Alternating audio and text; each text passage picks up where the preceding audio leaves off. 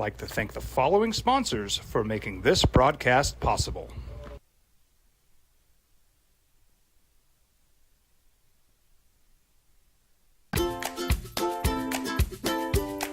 The Yeller Sub, located on 7200 Montgomery Boulevard, serves breakfast all day long along with classic hot and cold subs. Don't forget about our shakes, malts and floats made with your favorite Bluebell ice cream. 45 years and still going strong. Come on down to the Yeller Sub, official sandwich of ProView Networks. Hi, my name is Ruben, and I'm with the New Mexico Educational Assistance Foundation. We are proud sponsors of high school and college sports. Either college or trade, we can help you find the funding you need. Go to nmfafsa.org. That's nmfafsa.org.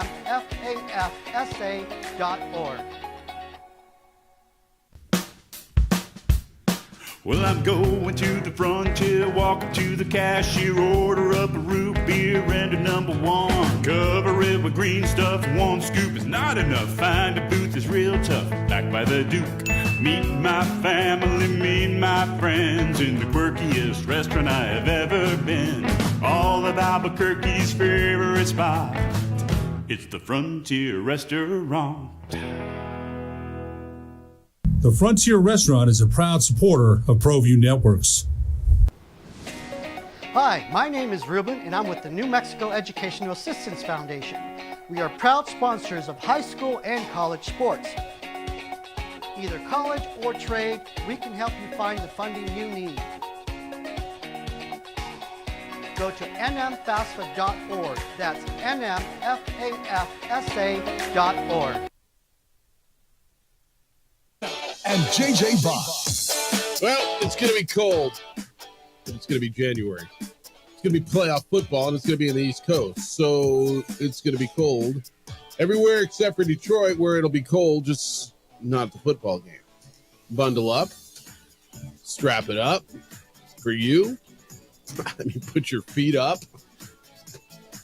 Because that's how the playoffs are going to be this weekend. What's up, boys and girls? Pretty chilly outside today. 18 degrees or so as you make your way out this morning. It's the opening drive. Jeff Symbieta and JJ Buck. We thank you for being with us this morning and every morning right here on 95.9 FM and AM 610 to The Sports Animal. How you living? You good? Good. It's going to be, look, you're playing in Buffalo, you're playing in Philly, you're playing in Kansas City, you're playing in Detroit. You're not playing in L.A., you don't play in San Diego anymore. You're not playing in Arizona. You're not, I mean, it's just, give me a spot. Besides L.A. and Arizona, it'd be cold anywhere. Polar vortex. Is that what it is? I remember when that was a thing, when I didn't know what it was a thing, but it was a thing and it became a thing. Arctic air is coming down. Yeah. We'll see how far west it pushes if we get affected by it. But we're going to get it next week.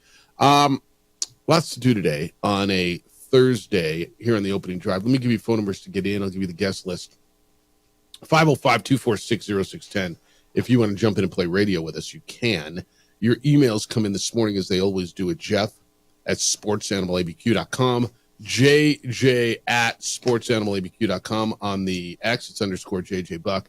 And on the Facebook, the OD and the AM. Adrian's producing for us there on the visuals. You can watch the program there. You can watch it on Xfinity Channel 26 throughout the state of New Mexico as well.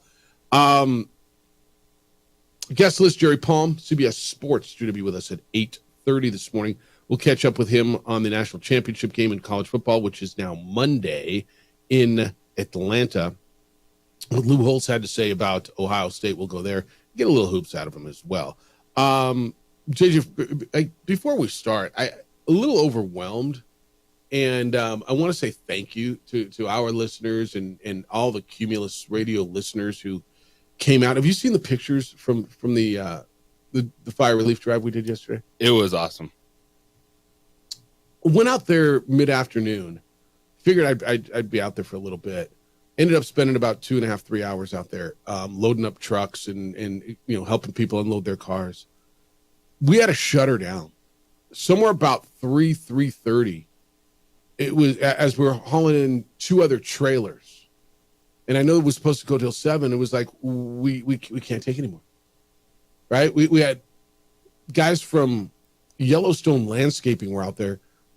They brought a trailer and their dudes were out there helping us load up trucks and people bringing stuff by. The overwhelming show of support from you in this community was astonishing. And maybe it shouldn't have been astonishing. Maybe that's not the right word. Maybe you probably figured that you all would show up and open your hearts, but it was, and, everybody had stories. Spoke with people as they were helping, where I was helping them unload. And, one lady said, her husband had passed away 2 years ago, and I know this is where he would want his clothes to go. It's like, whoa, right? Another lady just said, it just breaks my heart. I see all these people out there, and we just wanted to give everything we could and help her unload a car. It was just, wow. And it's a really long way to say thank you, but thank you for what you all did and came out and helped. And now we'll get that stuff out there and work with the Red Cross and get it to people who need it, because there's a lot of people out there that have, a bag of stuff and that's it. They don't have a pillow. They don't have a blanket. They don't have, the dental stuff. There were a number of dentists. Isham Dental was out there, and I'm forgetting the name of the dentist's office in Rio Rancho. And if you want to remind me, you can. But they just brought, here's boxes of toothpaste and toothbrushes and floss and dental hygiene products that people need, because, well, you need it. You know what I mean? So JJ, you're right, man. And I know you share my sentiment. No doubt. Like what the community did yesterday was unbelievable. It was great to see. Yeah. So I'm not surprised, but you still, when it happens, you're like, wow. You know what I mean? Like I don't want to sit here and say, wow, I'm shocked you guys came out. No. That's kind of not it. But just the enormity of the effort was tremendous. And so thank you for doing that. And thank you to Scott Cregan at Graphic Connection and Aaron Jones at International Protective Service, IPS, and certainly the guys over at Yellowstone Landscaping who were out there. These guys were out there just hauling stuff. It was really cool. All right, 505-246-0610. Emails Jeff at sportsanimalabq.com.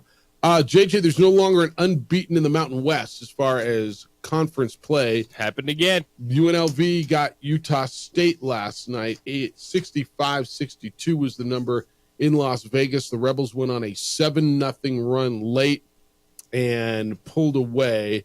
Utah State was in a good spot. They went on a 15-3 run, and with 5.5 minutes left, they were up by 7. And then the Rebels go on a run of their own and put away Utah State. So Utah State comes back to the Lobos in the standings, both at 6-1. And we were discussing it yesterday. I didn't have as much confidence in UNLV getting it done, even though it was only a 5.5 point spread in favor of the Aggies. They played good late, and we watched Dean Thomas last year already be one of the top guards in the conference, and he was very good late. They really frustrated Utah State overall, especially inside, and the athleticism. UNLV won the day along with that's a big comeback. 7-point game, 5.5 minutes to go. The way Utah State was rolling right there, to be able to get out of that and then finish on a 7-0 run, that was impressive from UNLV. And they are indeed a dangerous team down the stretch of avoiding the hiccups when you're trying to compete for a conference championship. Look, that's another spot where they have, as good as Donovan Dent is, and I'm not telling you that Dedan Thomas is better than him, but he's not far behind if he is behind, right? Dedan Thomas is terrific. And when you've got a guy like that who can make plays, and then you get athletes and you get them in their place, every year New Mexico goes through their struggles, don't they? Yes, they do. That's one of those spots, and you got to be careful. Well, would that be a bad loss, Jeff? At this point, nothing's really a good loss. Their net ranking right now, UNLV, is 105. 1, 2, 3, 4, 5, 6 of the 11 teams. Is it 11? Yeah. 6 of the 11 teams are in the top 100. Actually, in the top 85. And then UNLV is 105. The team you lost to the other day, San Jose State's 176. So, go out and you got to go out and win games. It starts tomorrow. Boise State's in town. The Boise State one's really interesting to me, JJ. Here's a team that's right behind you in the standings at 5-2. You're 6-1. Their net ranking is 44. They were handled a week ago at home by San Diego State, came back and pounded Wyoming earlier this week. Another team that every time they come in here, and they still have Tyson Degenhart, and who's just a playmaker, who's just a baller, who's just a big shot maker. They got dudes, and every time they come in here, it feels like it's really, really close. Yeah, and it's kind of become the number 2 over the last few years when we talk about the big energy games, the games where the fan bases go back and forth. I know Utah State's going to be in there this year with the way they played, and they have a fantastic student section. But going even near the Leon Rice versus the Lobo baseball team, the feelings, Boise State has a lot of the same sentiment towards New Mexico that San Diego State does. That they're just they just don't need to make this trip. Yeah. They don't need to be playing any of their sports in Albuquerque. So to have it a 9:00 game, it's there's that bump that you take losing to San Jose State, but I think it's going to be a big energy game because Boise State, they've been good. They want to put their name in the mix. They're right there at 5-2. They know that they could hit the Lobos with another blow. So I know it's a 9 p.m. tip off, but I'm expecting another high energy game from the pit crowd. Omar Stanley's still there for them, who's leading them in rebounds. Andrew Meadow, the guy that looks like one of the Hanson brothers from Slapshot, is really up this game. He's averaging 12.4 and almost 5 rebounds a game. They got Alvaro Cardenas, who was a transfer from San Jose State. You might have remembered him last year. Was the dude at San Jose State who was really good. He went to Boise State. They can score. They get up and down a little bit. They got a little bit of that Leon Rice attitude to them. And they've, over the years, they've come into the pit and won. This is going to be an interesting one tomorrow night. And Richard Pitino is going to meet the media today. We'll see where his team is coming off of that loss in San Jose just 2 nights ago. But it turns into it's pretty big. And it becomes even bigger coming off of that loss. They haven't lost consecutive games this year as New Mexico.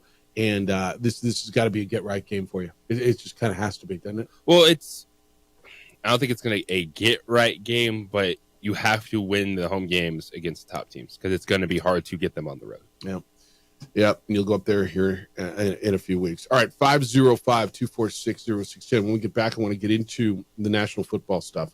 We'll get into the forecast. We'll get into the injury updates. We'll get into who do you like, what's on the line. So much in that Ravens-Bills game. I mean, 2 legacy games for both quarterbacks in some respects. Not legacy cementing, but legacy building opportunities for both of them. And so we'll get into that. Who do you like? Why do you like them? I want to get into the Justin Herbert stuff a little bit and what his coach had to say about the Chargers quarterback as well. 505-246-0610 is how to get here today. 505-246-0610. Hey, when snow and rain and all the weather hits, can leave your car covered in dirt and mud and road salt stains. That all damages the paint over time on your vehicle. If you want to prevent that paint damage, I strongly recommend my friends over at On the Spot Automotive Detailing. On the Spot Automotive Detailing offers top-notch treatments that protect your vehicle from the harsh weather. Plus, you can invest a little bit more in their paint protection and ceramic coating for an extra layer of defense. If you're just thinking about getting your car detailed and just taking care of it and making it feel like brand new, they're the best when it comes to that. They come to you on the spot where it works for you, when it works for you, at your convenience. They'll do it at your office, at your home, wherever it is. You don't take your car to them when they're done. Your car looks and feels and smells like it's brand new. Don't wait until it's too late. Protect your paint. Protect your vehicle. It's one of your biggest investments. Book online today. On the Spot Automotive Detailing is at otsdetailing.com. otsdetailing.com.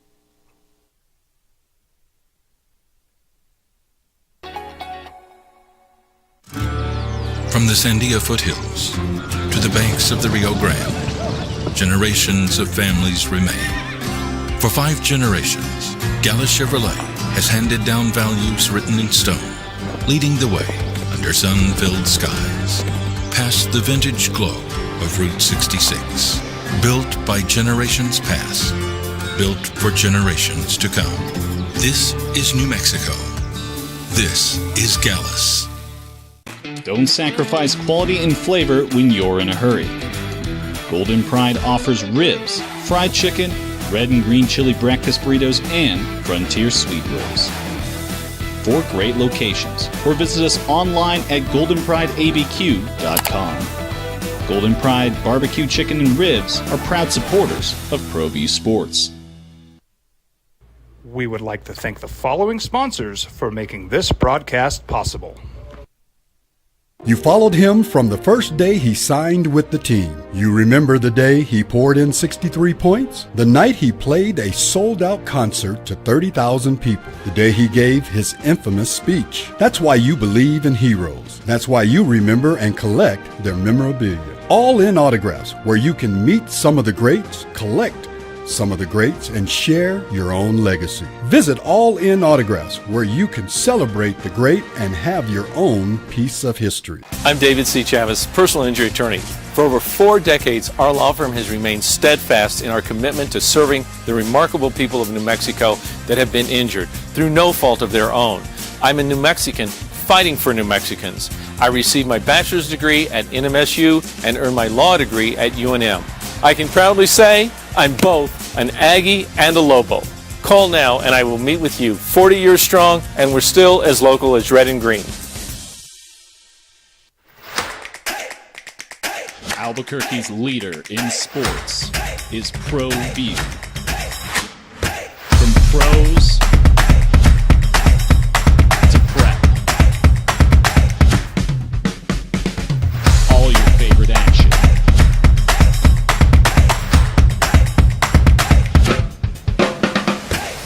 All your favorite talk shows.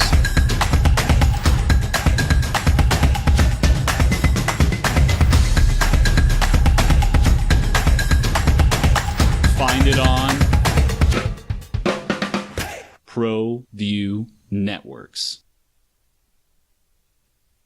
We would like to thank the following sponsors for making this broadcast possible.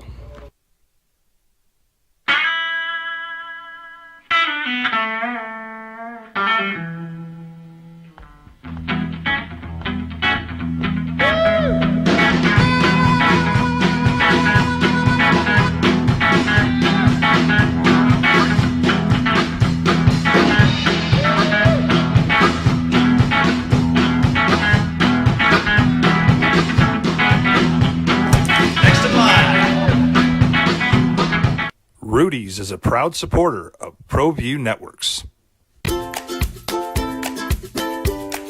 The Yeller Sub, located on 7200 Montgomery Boulevard, serves breakfast all day long along with classic hot and cold subs.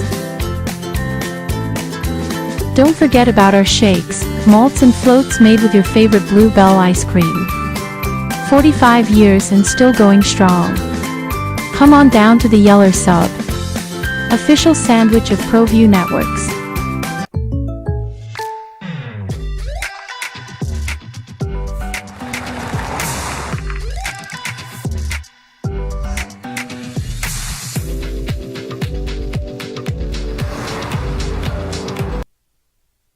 The weekend. And why do you care about back east? Because you're going to watch football. Well, Jeff, I'm not going to be in it. Yeah, but you're going to watch it. Below freezing for the 6:30 p.m. Eastern time kickoff. That's the Ravens and the Bills. Ravens say they're adapting their practice routine to that scenario. How do you practice? How do you adapt it for being colder than a pimp's heart outside? Well, the fact they didn't practice outside yesterday, because the field was frozen, feels like that's what you'd want to do then. I mean, you're gonna adapt to it being cold. Just be cold and hit that concrete that is the ground. They were, to your point, indoors on Wednesday, which was yesterday, because their outdoor field was frozen.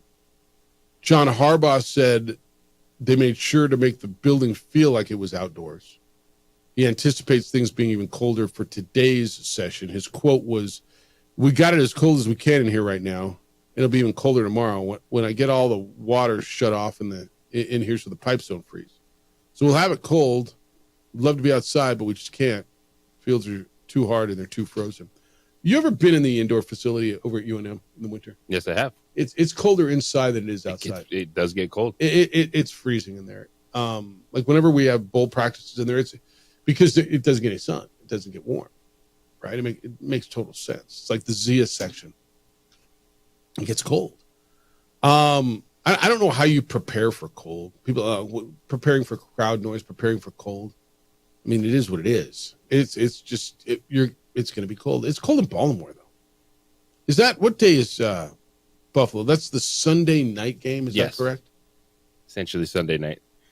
It's one, everyone says it's football weather, this or that. Whatever. It just depends, man. There's different levels of cold. I was just reading a story about Cam Chancellor, who's dealing with issues still from a playoff game like almost 8 years ago because he got frostbite on his fingertips because he's sweating in his gloves and they froze. And there's things you don't think about. You're just like, whatever. But it's like, it's a legit thing when it's like that cold somewhere. It's just, I mean, the people who say it's football, it's not. with all due respect, it's like, it's not. Football weather is probably, 50 degrees in fall, and that's cool. I mean, nobody loves this. Minus 27 wind chill. Yeah. Oh, you all love watching snow games, and I guess that's cool. But when the high on Sunday is going to be 21, and they're going to play it at 6:30 at night, so the sun's going to go down and the low's 6, so it's probably going to be about 15, 16 degrees when they kick off. The dudes that are out there like shirts off, just trying to that's right. make a point. Yeah. Oh man.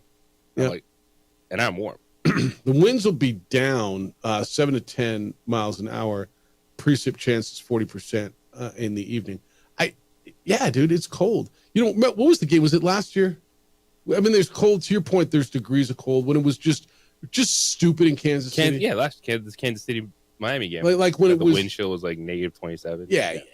And the air temperature was like -6 or something stupid, right? I mean, that's just a whole nother layer of cold. This is, when you tell me it's going to be 21 or 15 degrees, like that's East Coast January cold weather. Now, I don't know what you were going to do here. I think the level of what does it impact, like really potentially the passing game.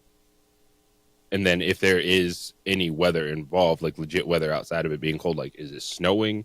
Might actually warm it up. The wind is going to be down 7 to 10 miles an hour and at 40% chance of snow. So does that hurt Lamar Jackson? I mean, they're the same kind of player, right? They're both good teams passers. actually want to run the football. Yeah. And they have quarterbacks that can run the football. I don't know where you're going to play that was warmer. I mean, you got 4 towns that are cold and 3 places that are not indoors. I always wonder why, like sometimes, and I get it, it's for TV, but they'll put the dome game in the afternoon and then put the really cold place at night. Like, why wouldn't you play Green Bay during the day and then the climate controlled at night? You know what I mean? Well, in this case, this happens to be the best potential game. No doubt. In that window. What everybody wants to see. Feel that this is, like we're just discussing, like a legit talking point or something that it's there, they'll deal with it. Because like, I think a lot of people would immediately look at, the Rams. All right, well, how's that going to affect that football team going? Yeah, I think I think the Rams going to Philadelphia playing in the cold is a legitimate issue. I guess you got to sit there and say, how many games has Philadelphia played in the cold? Are they a cold weather team? Now, here's where I give them a bit of an advantage in the cold. They got a running back who has played his entire career, college and pro, in the cold. And they got a horse, right, in Saquon Barkley. Who the Rams do as well, though. Kyron Williams? Yeah. He played at Notre Dame? Yeah, he did. Chilly. He did. And now he's playing where he's playing. They're playing Sunday afternoon. It's not going to be that damn bad. 39 degrees, partly cloudy or partly sunny and a chance of snow. 39 is not that bad. I mean, it's cold, and you don't get that in L.A., and the L.A. boys are going to have to figure it out. Puka Nacua played at BYU, right? It gets cold there, doesn't it? Cooper Kupp played at Eastern Washington. It gets cold in Cheney, Washington. Then you also get used to that L.A. weather. Yeah, no, there's inarguable. It's just inarguable. You do. Your blood thins. You do. Do you trust Matthew Stafford or Jalen Hurts more in the cold? I trust Matthew, man. I do. Because the way that they can work Puka Nacua, Cooper Kupp into that game plan, they're going to lean on Kyron Williams. Like, even if it's cold, potential snow, like, I'm still looking at Rams +6, and that's probably going on the 3-for-all this weekend. I like the 6 also. No, I 100% like the 6. I think the Rams are playing well. Defensively, I think they're playing well.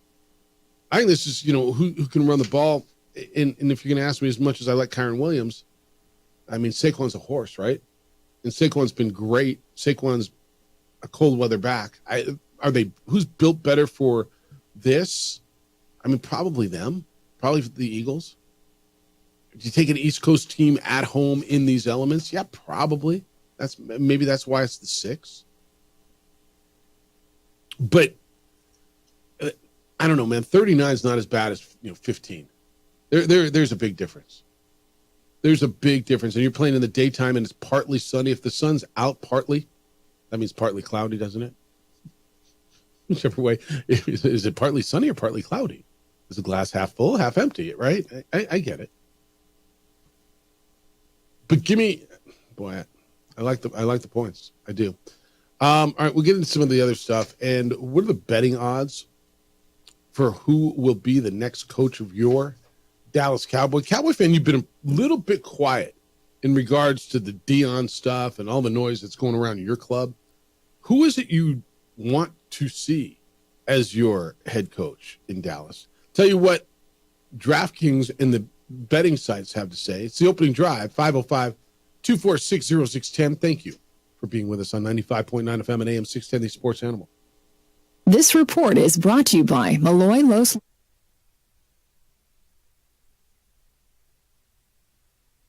We would like to thank the following sponsors for making this broadcast possible. We would like to thank the following sponsors for making this broadcast possible. For over 20 years, Evergard Roofing and Solar has been committed to customer service. Locally owned and operated, Evergard offers both commercial and residential roofing and solar services. For more info, please call 505-821-9543. Evergard Roofing and Solar are proud supporters of ProView Sports Network and New Mexico Youth Athletics.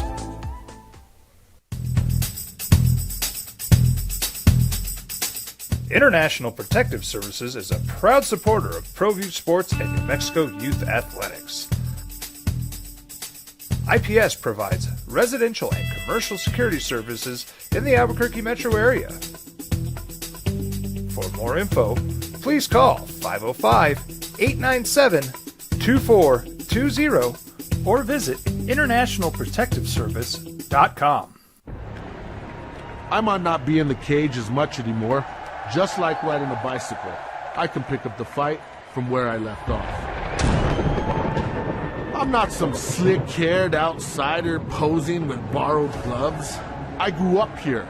New Mexico is in my blood. I'm a New Mexican fighting for other New Mexicans. I'm Adam Oki. I'll be your champion in the courtroom. Hi, my name is Daniel Chavez, and this is my business partner, David Chavez. We are the owners of Indeed Safety.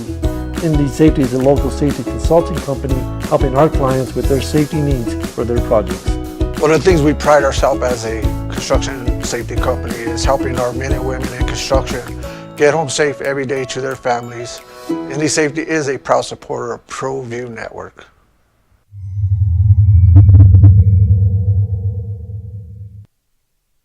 We would like to thank the following sponsors for making this broadcast possible.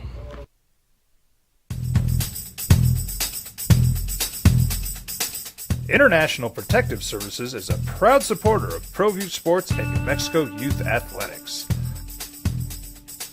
IPS provides residential and commercial security services in the Albuquerque metro area.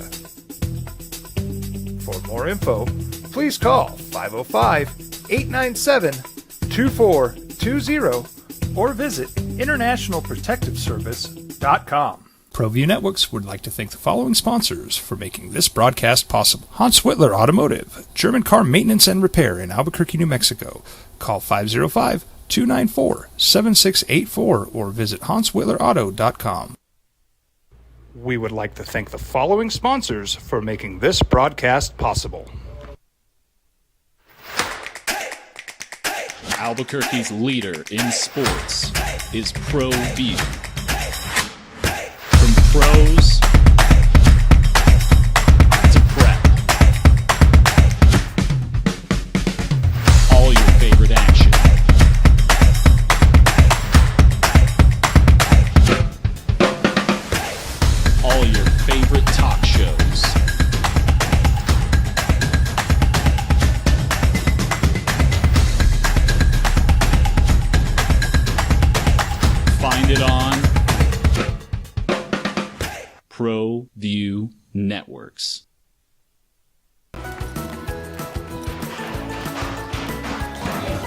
Got shots.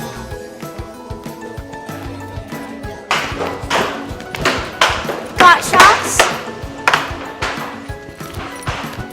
Got shots. During Got Shots, participating providers open their doors for any child who presents for immunizations, regardless of whether they are a patient or whether they have insurance. The Yeller Sub, located on 7200 Montgomery Boulevard, serves breakfast all day long along with classic hot and cold subs. Don't forget about our shakes, malts and floats made with your favorite Blue Bell ice cream. 45 years and still going strong. Come on down to the Yeller Sub, official sandwich of ProView Networks.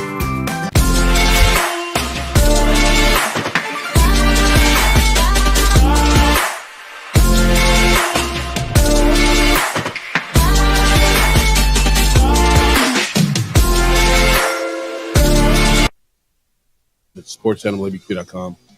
JJ at SportsAnimalABQ.com. We're looking at Sunday's games. Ravens. So here's your lineup here on the Sports Animal. And are they all on these sports? You have women's basketball this weekend? Yes, but luckily we won't miss much of the start of Texans and Chiefs. All right, where are you this weekend? Colorado State, Fort Collins. It's a big one for the ladies. 1 p.m. tip-off. All right, 1 o'clock here on the Sports Animal, 12:30 pregame show. And then after that, we get Houston and Kansas City. That's the first game. Chiefs are an 8-point favorite at home. Low win total, 41.5 seems super light, doesn't it? No. No? Might be on the free-for-all. Washington at Detroit will be after that. That's an indoor game in Michigan. Lions are 9.5-point favorite with a big total of 55.5. Sunday, the early game, Rams, Philly, and I say early, that's midday. Rams are 6-point dogs in Pennsylvania. And then the night game, Baltimore at Buffalo. Baltimore is a 1-point favorite. That's the game that, the legacy game that everybody's staring at and looking at and want to be there. Jack says on weather hot take, Jeff, if these northern clubs can't build weather-tolerant venues, they should forfeit home court. I don't want to watch games in that mess. He's kind of on your side, where some people say, I love watching games in the snow and in the cold. He's with you. I don't want to watch that. I don't want elements to play a part in deciding a football game. Put them in a dome like in Detroit or like in... Yeah, if it happens to snow, so be it. I don't necessarily feel like I have to watch a game in the snow to feel like this football, like it's conditions. It's like it's cold. It's January, late December. All these places into the season playing big time games, and you have to deal with it. Nothing new. Doesn't change anything. Yep. Glenn's in. We got the college football playoff championship game. That will be Monday in Atlanta, Notre Dame and Ohio State. And certainly former Notre Dame coach Lou Holtz has been vocal about this. We'll get into that in a little bit. Glenn says, state tournament hot take. Jeff, I think the, quote, experts, end quote, felt the playoff would put an end to these crummy bowls. But bowl ratings have been okay, and it's the playoff that has gotten lost in the mix. It was dragged on way too long. People are used to meaningful college games ending January 1st. This weekend, folks are going to be focused on the NFL's Elite Eight, not college football. It's from Glenn. Sorry that these crummy bowls did not get lost. Or I'm sorry, would he put an end to, Glenn? I don't know that the experts, whoever the experts are, thought that the crummy bowls were going to end. I mean, is the feel amongst people like that, JJ, that there's 135, 136 FBS teams and only 12 should play in the postseason? Yes. Is that the feel? It bothers people like that in fact, overall, bowl season playoff ratings were up, right? Oh, I'm sure it does. Because just can't go into the negative about everything. And this is one that, okay, we're not going to be talking about Saturday or Sunday, but it's a standalone game on Monday night. We will be talking about the championship game Tuesday morning. That we'll watch it Monday night, full breakdown Tuesday morning. Bowl season viewership reached record highs. And I know that bothers people. We own, and I say we, ESPN owns 17 events.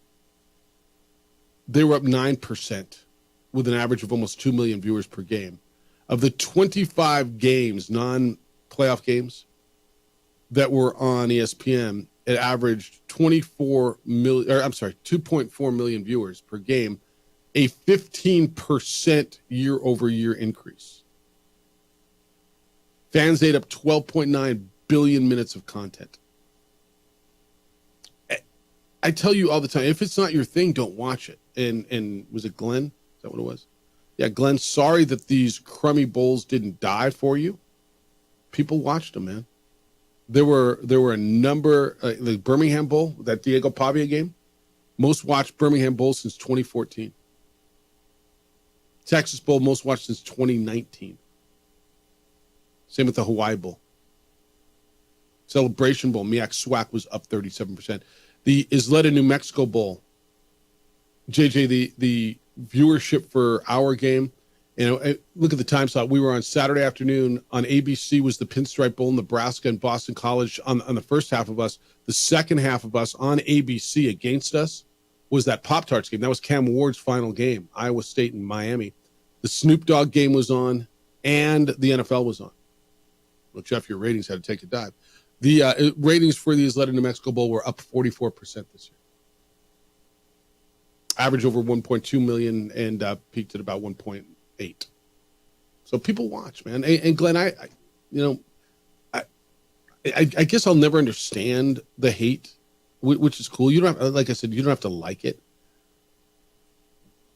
People who just root for demise for other people's failure, I guess I don't understand it. But I mean, knock yourself out, man. Knock yourself out. Now, is the argument that the playoff lasted too long? JJ, I can listen to that a little bit. You're going to play it on what, the 20th? Is that right? It's the inauguration day. It's the 20th. I mean, there's a lot going on next Monday. Martin Luther King Day, inauguration day. Could play the college football playoff championship. That's how the calendar laid out this year. Yeah, and just because something was a certain way forever doesn't make it bad. Doesn't make it wrong. Bit of an adjustment, but the national championship game is going to resonate. Oh, no doubt about it. It's going to Notre Dame, Ohio State. Yeah, yes, it's going to get you numbers. Yeah, it's going to get you big numbers. I'm just looking at some of the numbers of games that came out, and it was good. I mean, people watched, and again, I can tell you, if you don't watch, I wonder how many of the people who say I don't watch anyway, right?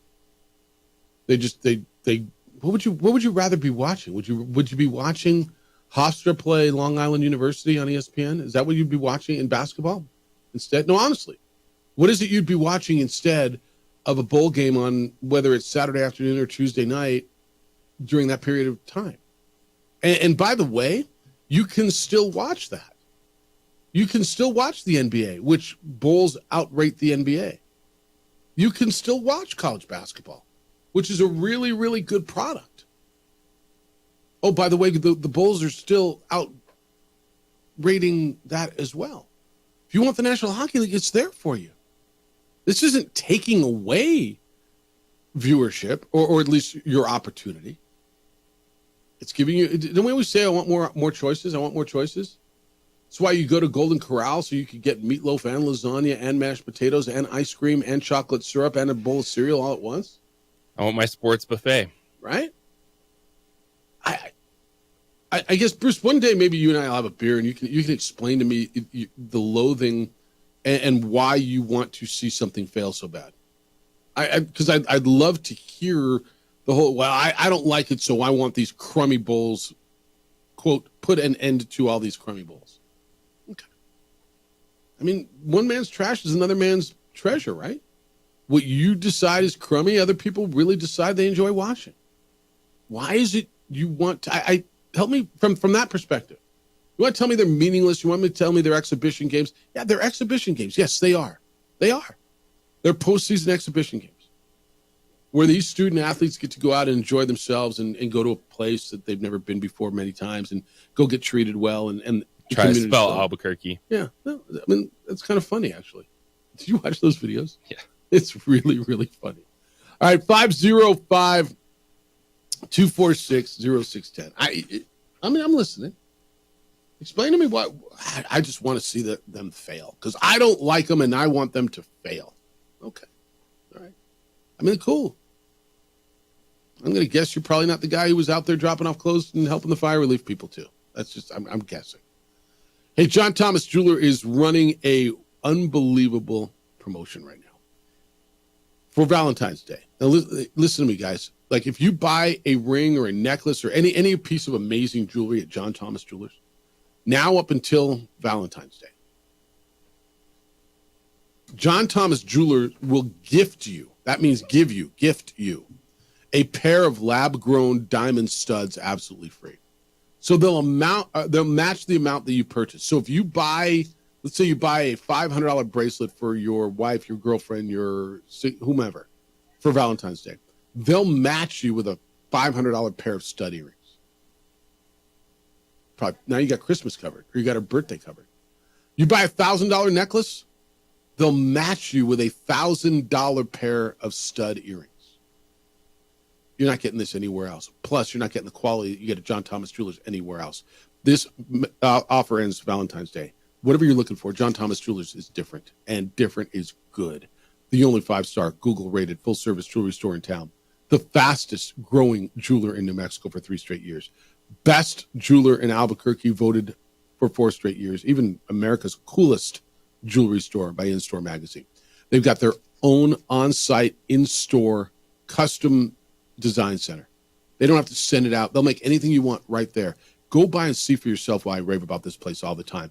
On the 3rd floor of the Lewis University building on Louisiana, 1 block south of Manal. So it's right across the street from the mall, right? You know where the mall is, right there on Louisiana? Just to the east in that Lewis University building, 2440 Louisiana Northeast, Suite 10. It's John Thomas Jewelers. Take advantage of this, johnthomasjewelers.com.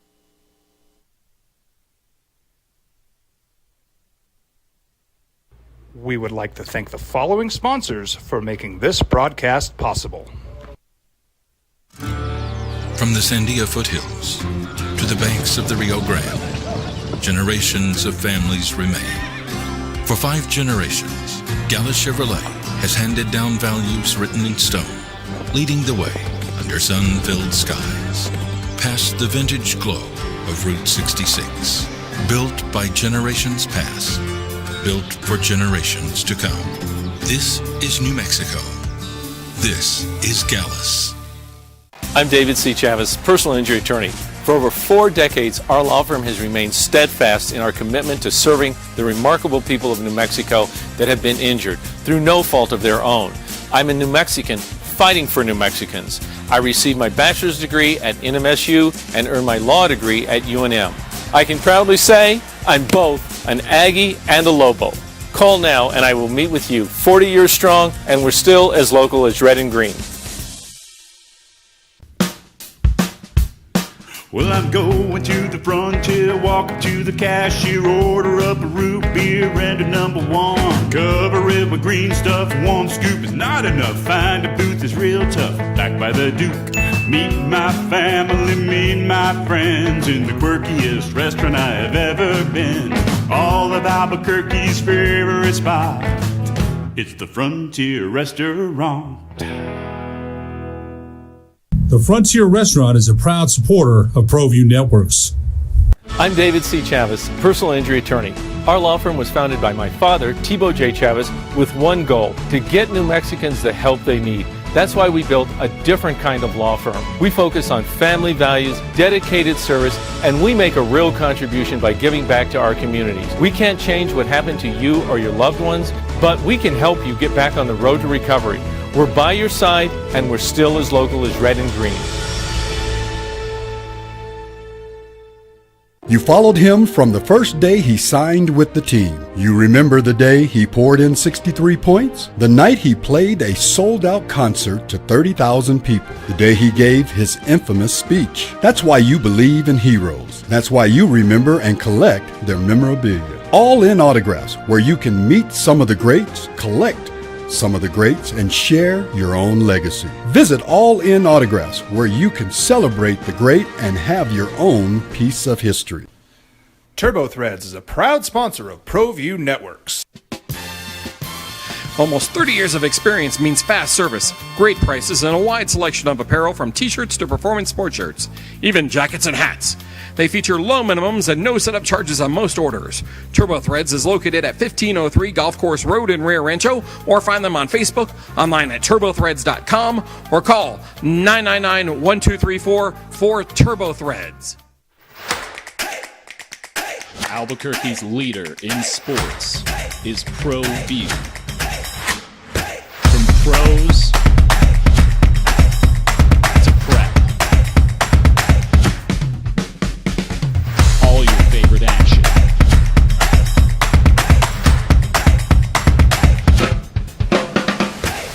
All your favorite talk shows.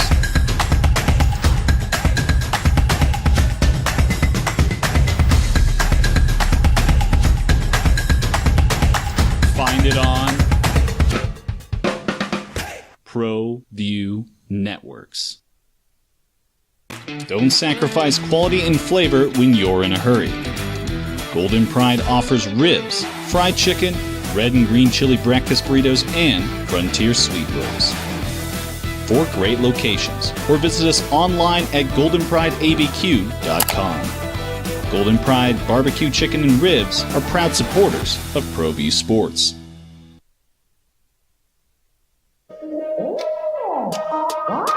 Jerry Palm's going to be with us coming up at 8:30. We'll talk with CBS Sports columnist, bracketologist, college football guy.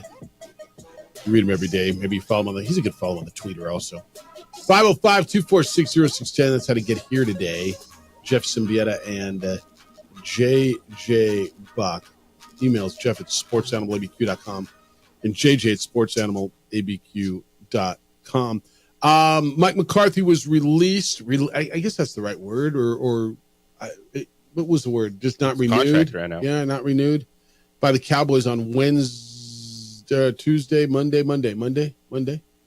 Officially ran out like Tuesday, like midnight Tuesday night. Yeah, whatever day they said. They were like, yeah, we're not re-signing this man. All right, the Bears did complete an interview with Mike McCarthy yesterday. He was 49-35 with the Cowboys. 3 straight 12-win seasons. 1 playoff win over that span. 7-10 this year. It feels right there. I know there's a lot of Bear fans who they want a newer, shinier toy. They want a new model. They want a Ben Johnson. They want an Aaron Glenn. They want a Kellen. Well, maybe not a Kellen Moore. Everybody wants Ben Johnson. Mike McCarthy, with a young quarterback, has proven to be pretty good. He won a Super Bowl with a then younger Aaron Rodgers.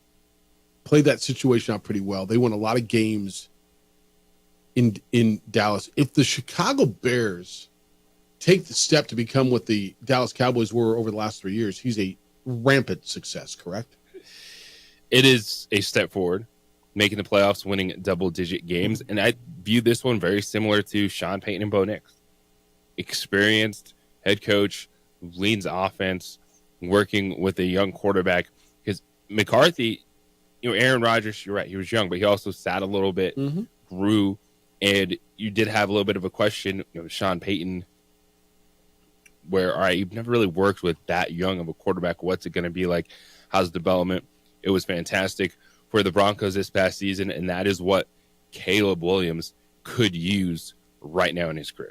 Do you think that Sean, and I want to go back to the Bears thing in a minute, but do you think the Sean Payton and Bo Nix thing, you say he never worked with that young of a quarterback. Bo Nix is 24.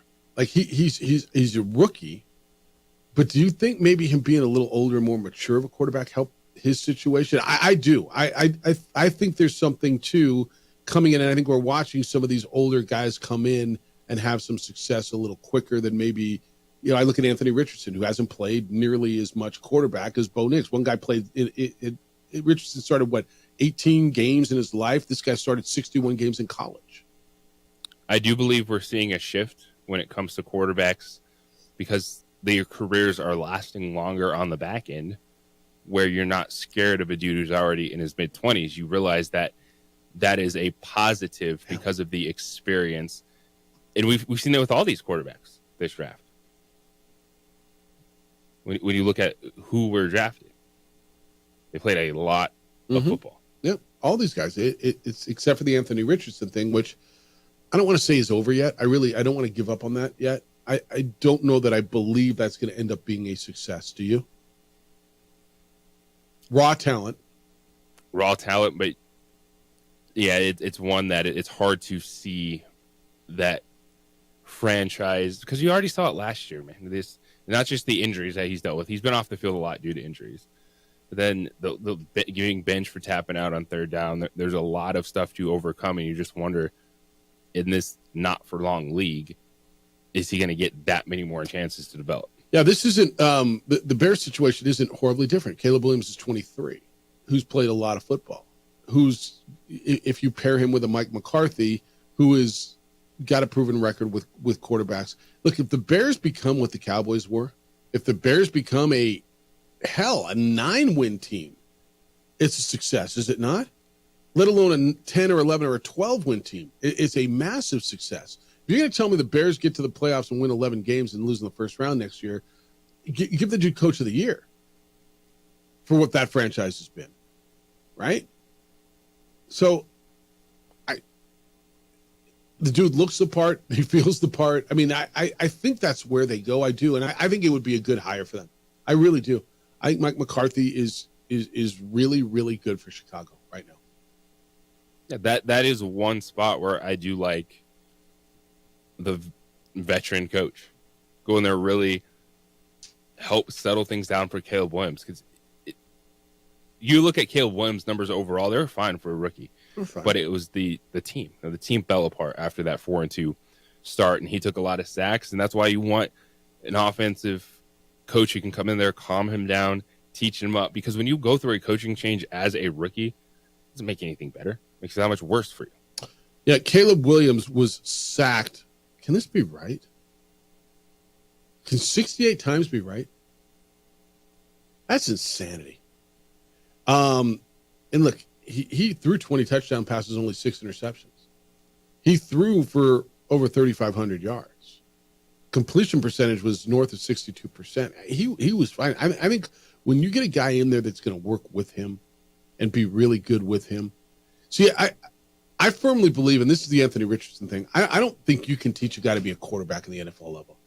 I mean, you can coach him, you can make him better, you can refine him, you get him with a really good offensive coordinator, a good quarterback coach.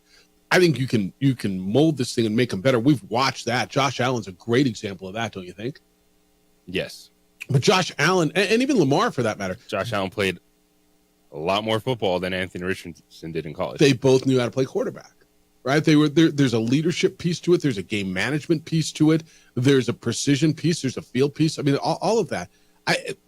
On the Anthony Richardson thing, and this is, again, I'm not ready to call that done, but I would much rather and be much more willing to put my chips on the side of a guy that has played 45, 60 college games at quarterback than a guy who's played something teen in his whole life, including high school. And look, there's late bloomers, and it doesn't mean it can't be done. But I don't know how you teach a guy to play that position at this level. Well, he's a great athlete. I get it, man. And I've watched guys come in and who haven't played a lot of football and become good running backs, receivers, linemen, defensive ends. This position is so instinctual, so feel, so experienced, so what to expect. You got to know where everybody is on the field. So cerebral. To start absorbing that and learning that, and really when you're Anthony Richardson, that's what you're doing, is learning how to play quarterback at the NFL level. And that's why I'm really interested in Dylan Gabriel. Yeah. In this draft class. Everyone's talking about Cam Ward and Shedeur Sanders up top. Fair. Which is fair. I do think that Dylan Gabriel is someone that could be selected in the first round because of playing a lot of football, playing football at a high level. Very Bo Nix-like, not just because he played at Oregon, but the path to get there, playing a lot of football throughout your career, and it could be a very intriguing prospect for somebody that sees the benefit to that veteran experience coming out of college. And again, things have changed, man. The NFL, you're playing longer at the quarterback position. The time to develop is shorter. So I don't want to have a guy like Anthony Richardson where you draft him so high, and as you just laid out, now I have to go teach him to be a quarterback? No, thank you. Yeah. All right, 505-246-0610. That's how to get to us today. Jerry Palm will be with us coming up at 8:30 when we come back. What is Jim Harbaugh, who's going to have a lot of surgery in the offseason, think about his quarterback's performance? 4 interceptions in the postseason. Terrell Owens once said, "It's my quarterback." What did Jim Harbaugh say? It's the opening drive on 95.9 FM and AM 610, the Sports Animal.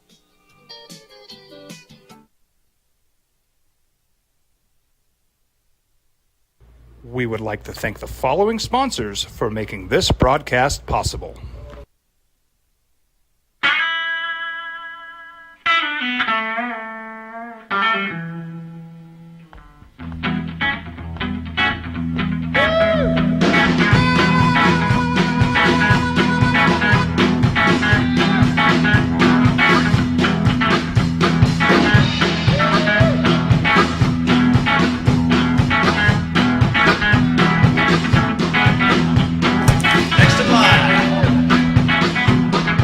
Rudy's is a proud supporter of ProView Networks.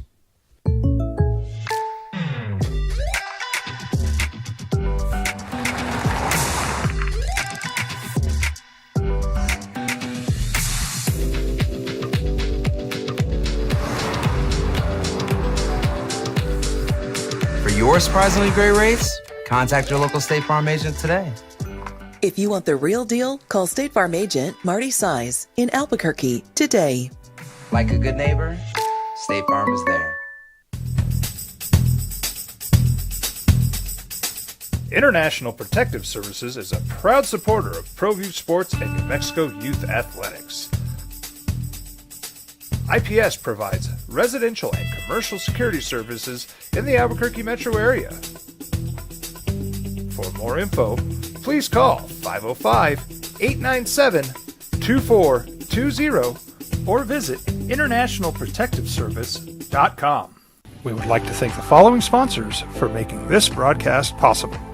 For over 20 years, Evergard Roofing and Solar has been committed to customer service. Locally owned and operated, Evergard offers both commercial and residential roofing and solar services. For more info, please call 505-821-9543. Evergard Roofing and Solar are proud supporters of ProView Sports Network and New Mexico Youth Athletics. I might not be in the cage as much anymore. Just like riding a bicycle, I can pick up the fight from where I left off. I'm not some slick-haired outsider posing with borrowed gloves. I grew up here. New Mexico is in my blood. I'm a New Mexican fighting for other New Mexicans. I'm Adam Oki. I'll be your champion in the courtroom. Hi, my name is Daniel Chavez, and this is my business partner, David Chavez. We are the owners of Indeed Safety. Indeed Safety is a local safety consulting company helping our clients with their safety needs for their projects. One of the things we pride ourselves as a construction safety company is helping our men and women in construction get home safe every day to their families. Indeed Safety is a proud supporter of ProView Network.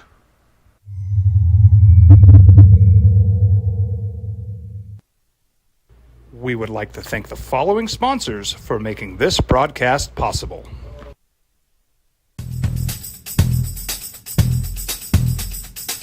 International Protective Services is a proud supporter of ProView Sports and New Mexico Youth Athletics. IPS provides residential and commercial security services in the Albuquerque metro area. For more info, please call 505-897-2420 or visit internationalprotectiveservice.com. Hi, my name is Ruben, and I'm with the New Mexico Educational Assistance Foundation. We are proud sponsors of high school and college sports. Either college or trade, we can help you find the funding you need. Go to nmfafsa.org. That's nmfafsa.org. You followed him from the first day he signed with the team. You remember the day he poured in 63 points? The night he played a sold-out concert to 30,000 people. The day he gave his infamous speech.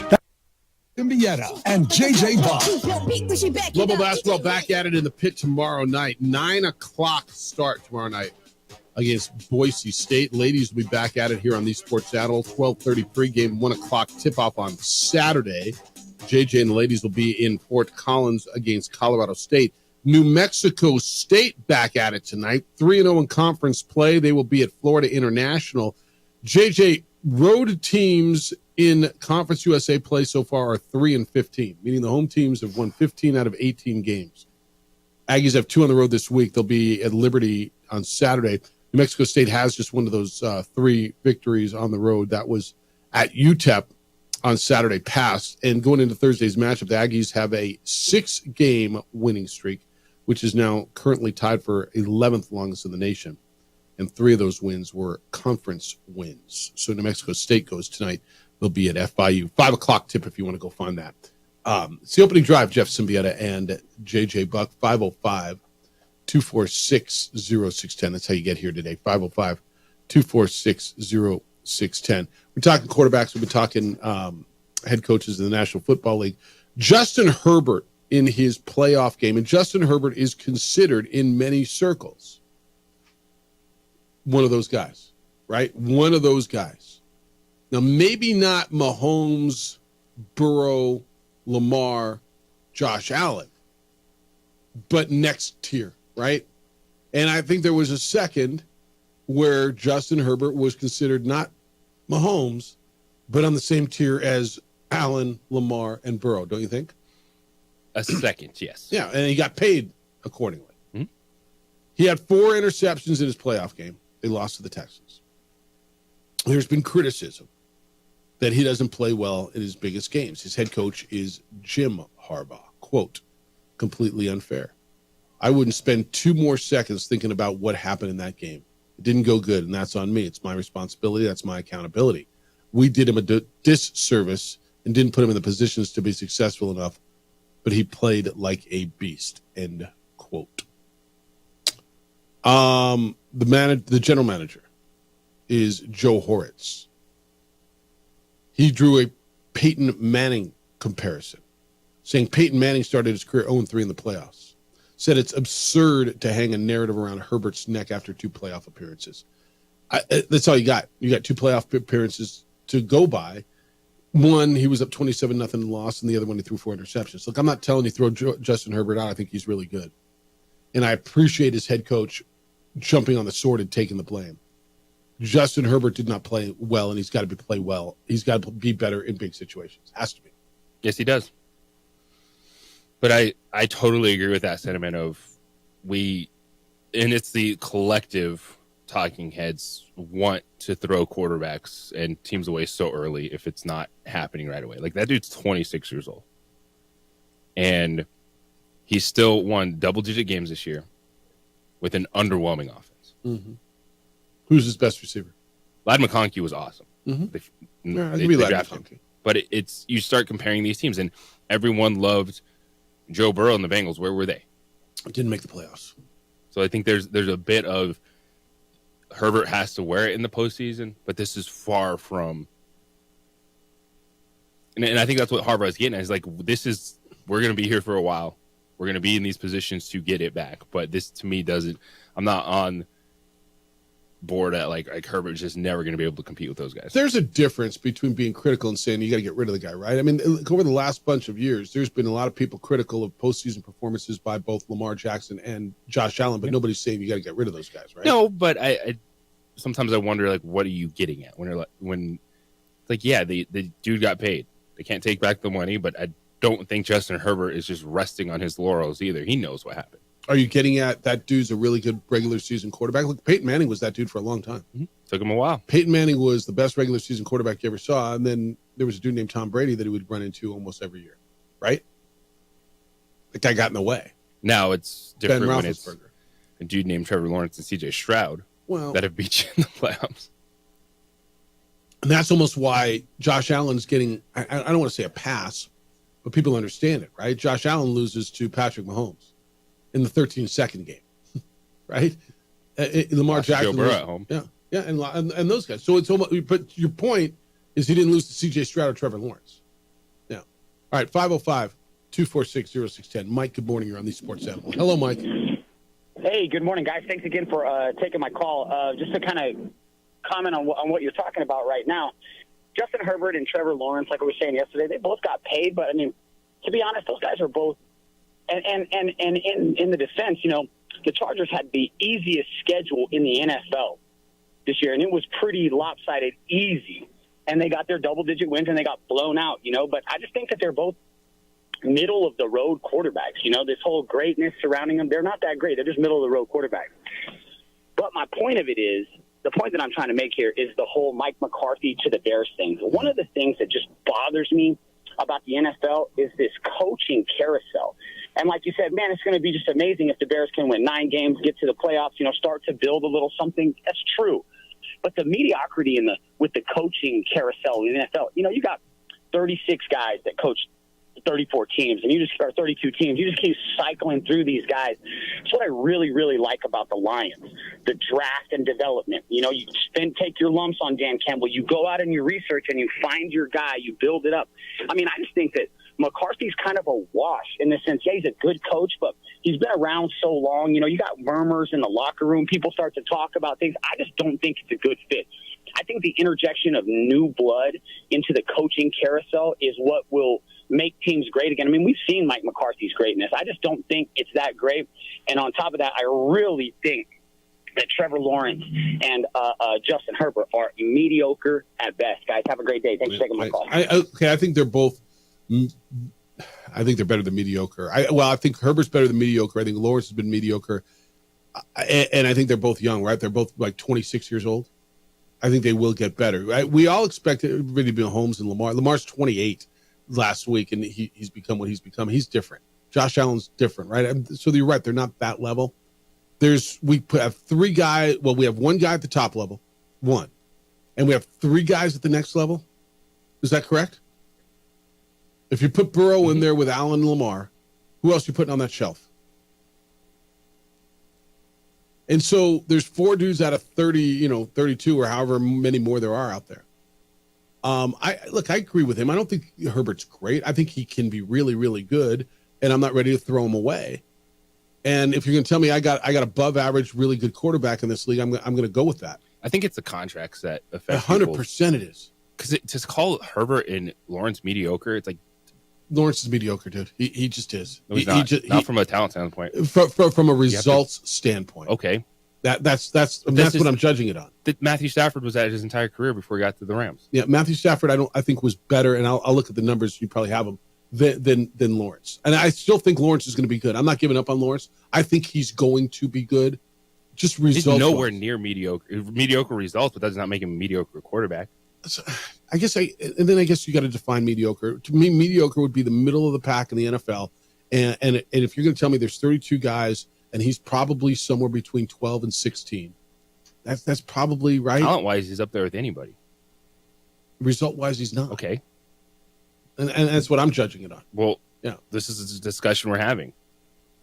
Like, you just mentioned Dan Campbell and building something. What has the Jaguars built? What have the Jaguars? Like 2 years of Doug Peterson. Yeah. Hasn't been good. Yeah. And Lawrence got hurt last year. You have to own these things. But if you're telling me, like, I get to try to build around a quarterback that has that talent. Look, I'd take that's it too. a way to be successful. I would take both of those guys. I would take both of those guys. And what happens is we've been spoiled with quarterback play in this league. We have. At the top. No, overall. The last 2 years to have the number 2 overall pick in the draft, lead a team to a playoff victory, it changes things. People forget that it ain't that easy. But the bottom has been really bad. There's been some really bad quarterback play too, which reminds you that it ain't that easy, to your point, right? I mean, look at the bottom of the league. Look at the bottom of the quarterback play at the bottom of the league. It's been bad, right? I agree with you. Look, I think Trevor Lawrence has a ton of talent. I still think Trevor Lawrence is going to be a good quarterback in the National Football League, as do I believe Justin Herbert is. Now, if you're going to ask me, do I want one of them to start my team? I'll take Herbert over Lawrence right now. And if you want to tell me you take Lawrence over Herbert, I can listen to that as well. And would I take Lawrence over Tua? I mean, look, I would take Lawrence over what they've got with the Jets, Dolphins, Patriots, Browns, Steelers, Colts, Titans, Raiders. So that's 8 teams in the AFC. I take them over what they have with the Cowboys, Giants. I don't know if I would take, probably Vikings right now, Atlanta, Carolina, New Orleans,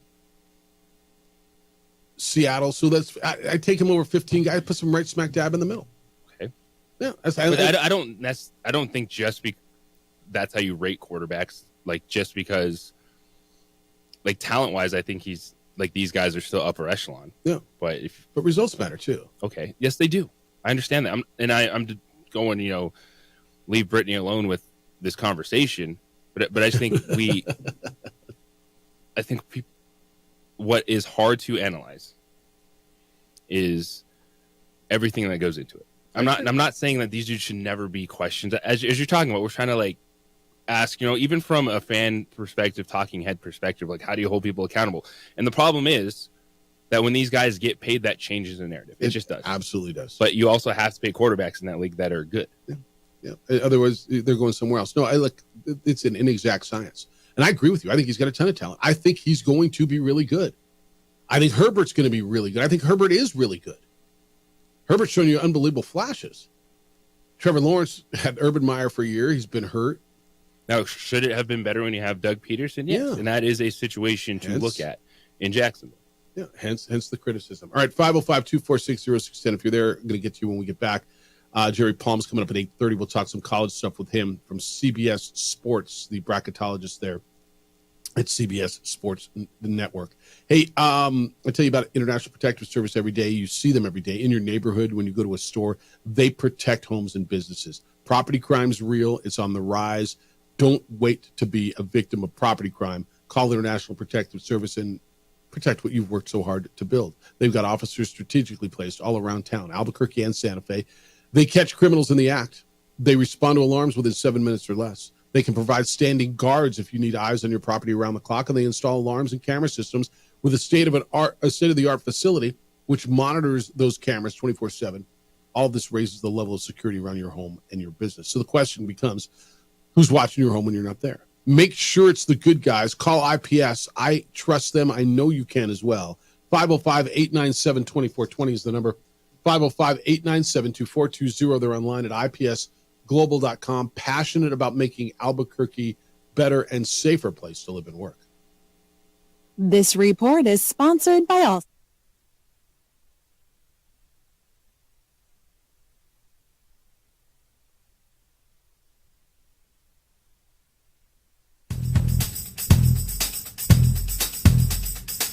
International Protective Services is a proud supporter of ProView Sports and New Mexico Youth Athletics. IPS provides residential and commercial security services in the Albuquerque metro area. For more info, please call 505-897-2420 or visit internationalprotectiveservice.com. We would like to thank the following sponsors for making this broadcast possible. I'm a Blaze King customer, and I have been for the last 10 years. Blaze King stoves are very efficient, they're easy to maintain, and they use a lot less wood than you would typically use with a fireplace. Blaze King, that's a fire. The heat is on when it's a Blaze King wood stove, controlling heat up to 40 hours on a single load of wood with a built-in thermostat. See for yourself at either Blaze King showroom, Albuquerque and Santa Fe. Blaze King, and now that's a fire. From the Sandia foothills to to the banks of the Rio Grande, generations of families remain. For 5 generations, Gallus Chevrolet has handed down values written in stone, leading the way under sun-filled skies, past the vintage glow of Route 66. Built by generations past, built for generations to come. This is New Mexico. This is Gallus.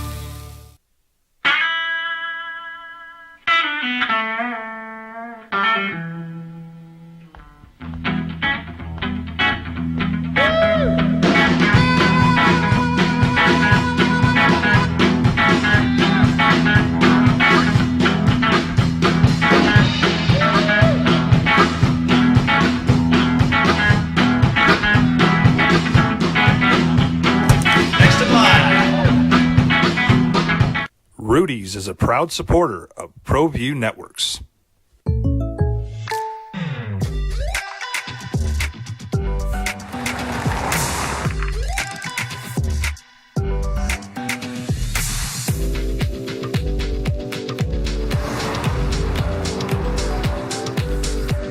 For your surprisingly great rates, contact your local State Farm agent today. If you want the real deal, call State Farm agent Marty Size in Albuquerque today. Like a good neighbor, State Farm is there.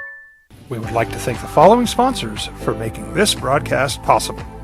For over 20 years, Evergard Roofing and Solar has been committed to customer service. Locally owned and operated, Evergard offers both commercial and residential roofing and solar services. For more info, please call 505-821-9543.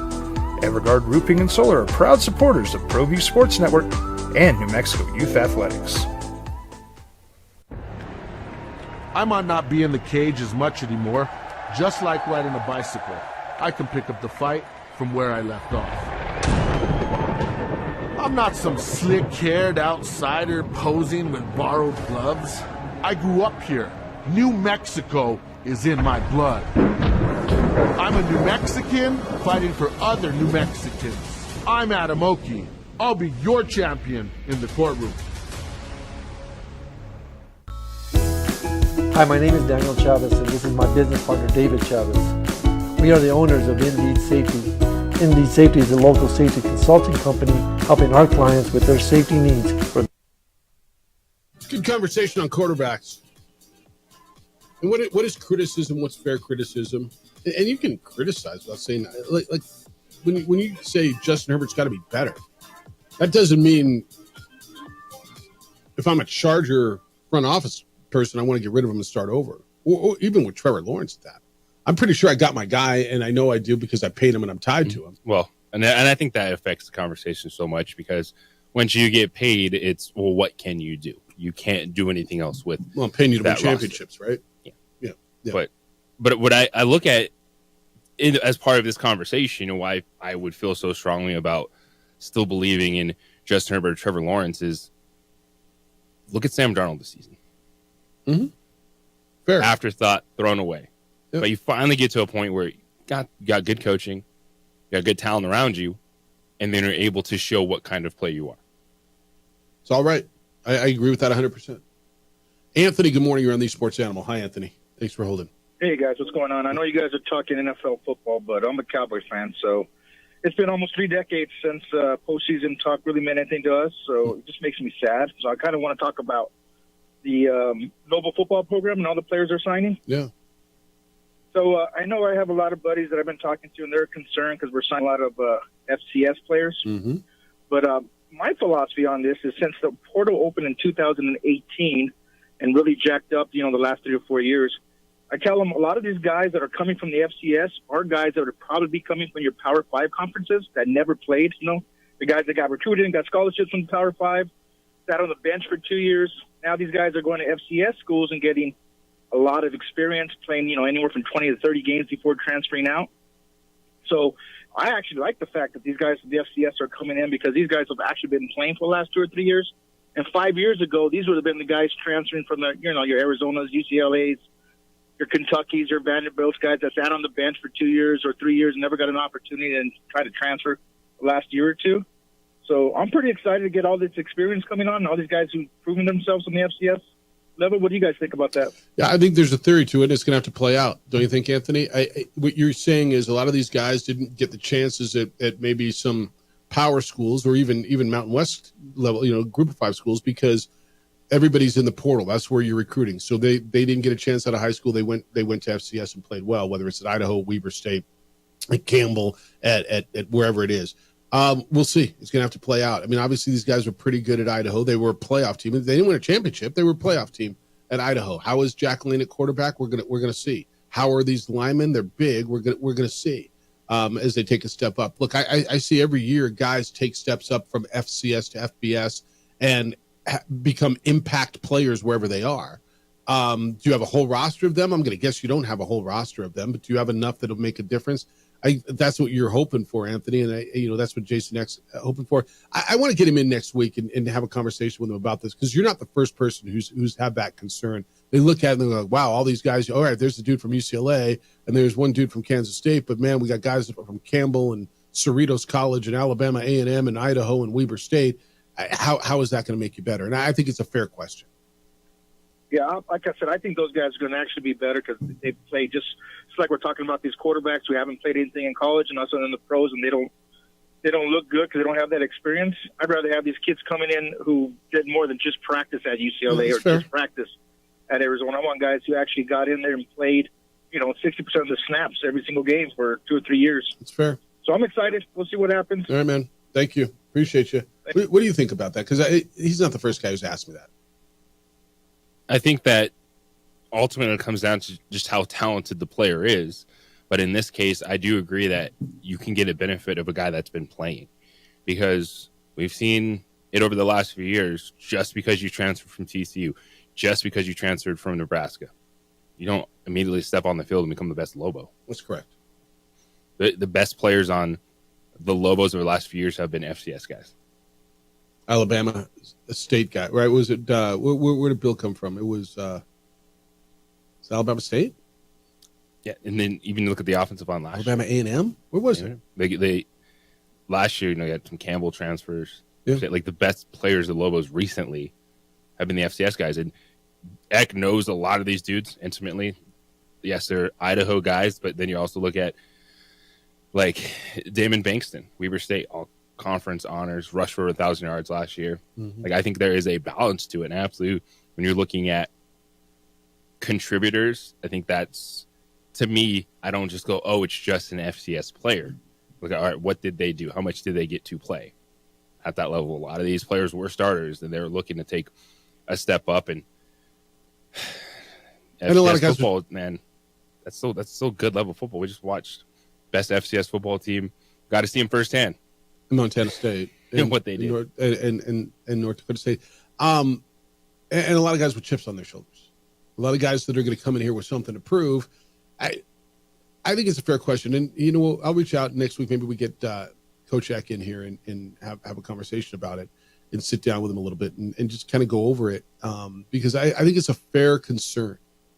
Right? You're saying, man, Boise State, or whoever it is in your league just got transfers from this school and this school and this school, and your roster's full of guys from Bucknell and Idaho and Weber State.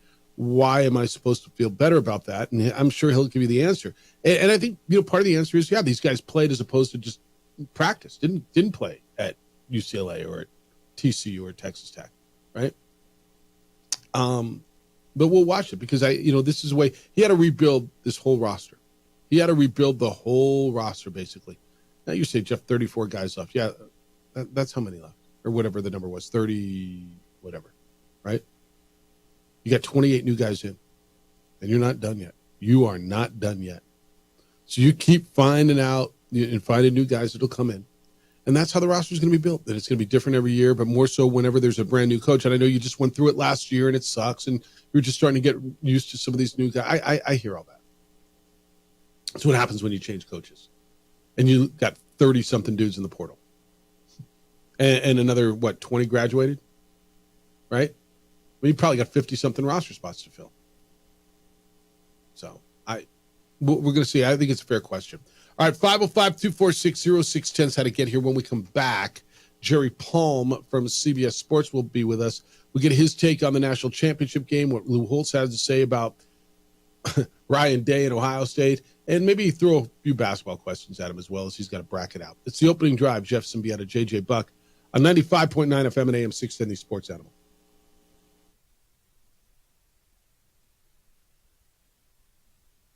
We would like to thank the following sponsors for making this broadcast possible. Albuquerque's leader in sports is ProView. From pros to prep, all your favorite action.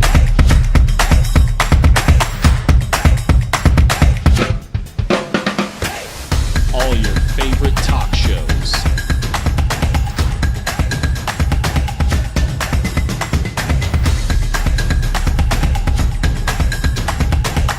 Find it on ProView Networks. ProView Networks would like to thank the following sponsors for making this broadcast possible. Hans Whitler Automotive, German car maintenance and repair in Albuquerque, New Mexico.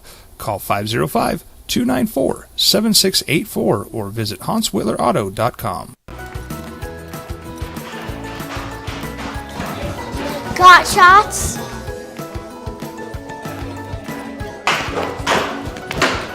Got shots? Got shots? During Got Shots, participating providers open their doors for any child who presents for immunizations, regardless of whether they are a patient or whether they have insurance.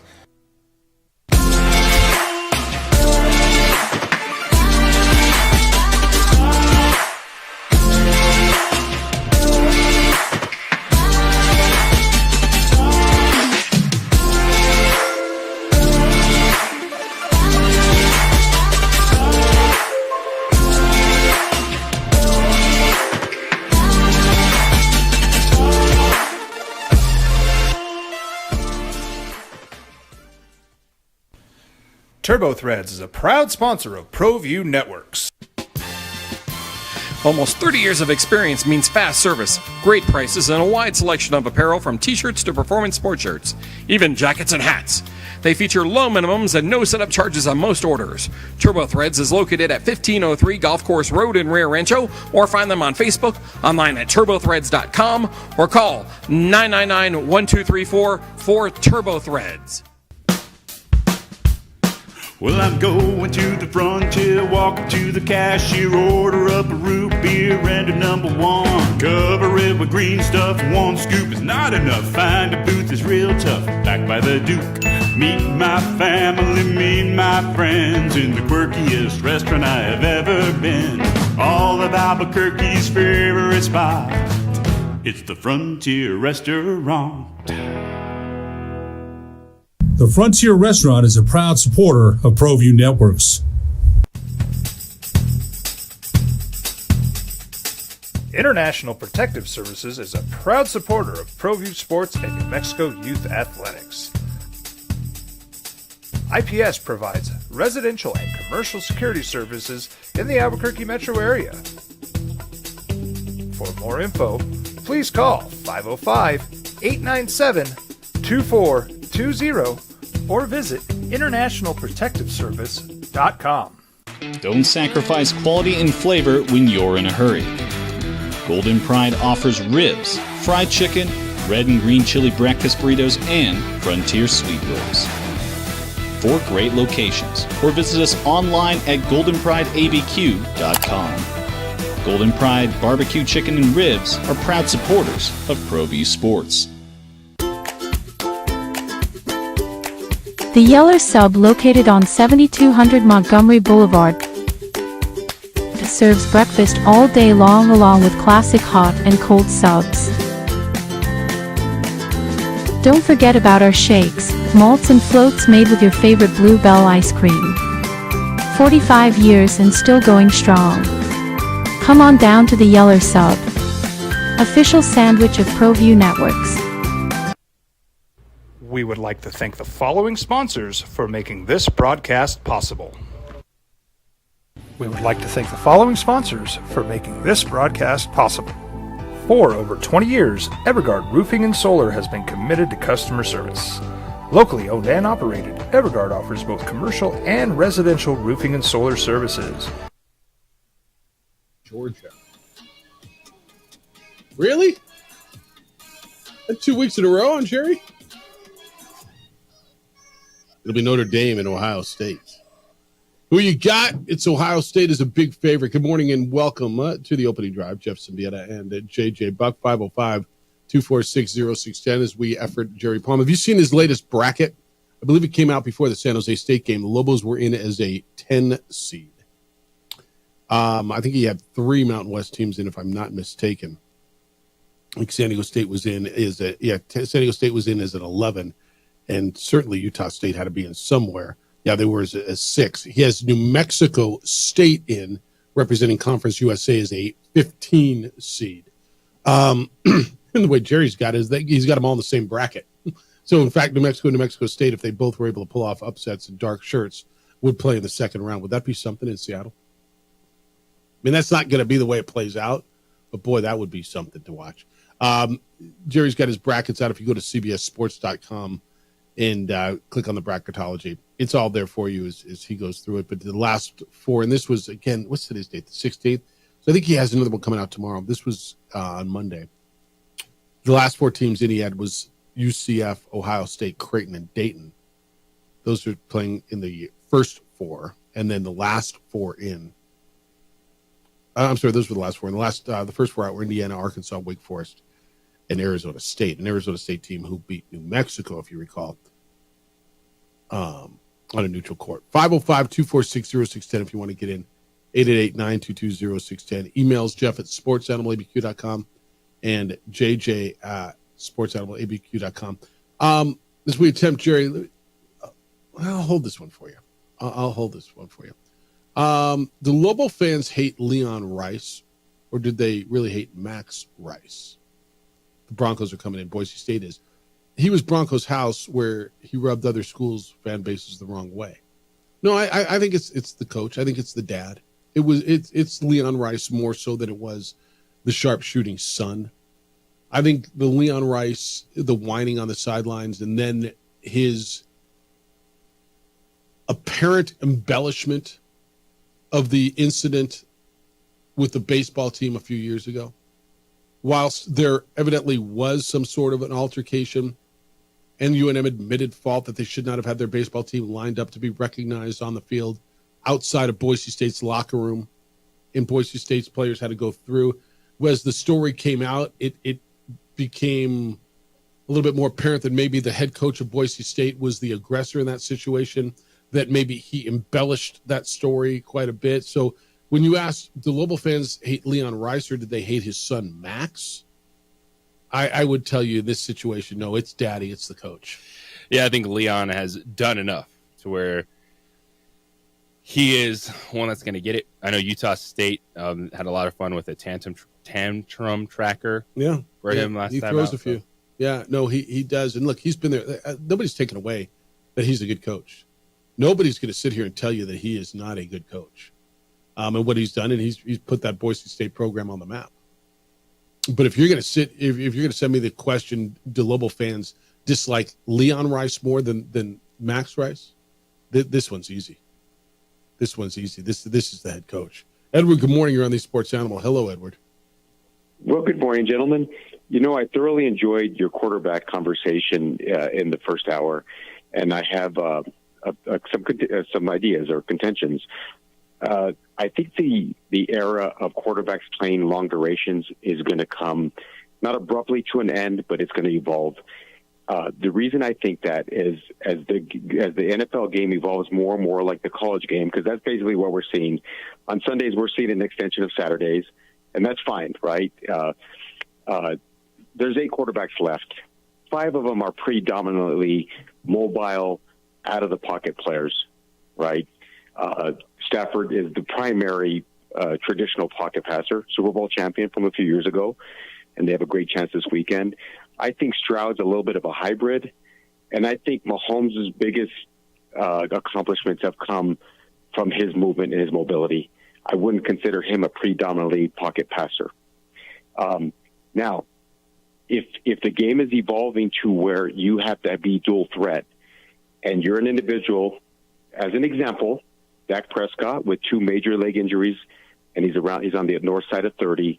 I think that if you don't have that ability, the mobility that is required, you won't have a long career. Yeah, but most of these guys that there's come a out maturation process, of course. The game slows down for more mature quarterbacks.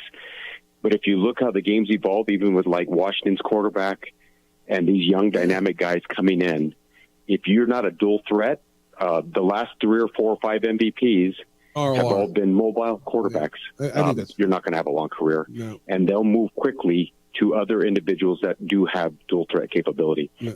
So just my thoughts. No, appreciate it was a good conversation, but the game's evolving quickly into an extension of a college. And that's what we're seeing as of late. All right. So, No, I appreciate you. And I would tell you most of these guys are dual threat. I mean, you tell me Bo Nix is a drop back passer. Did you see Bo Nix get out and rush for 60, 70 yards a game?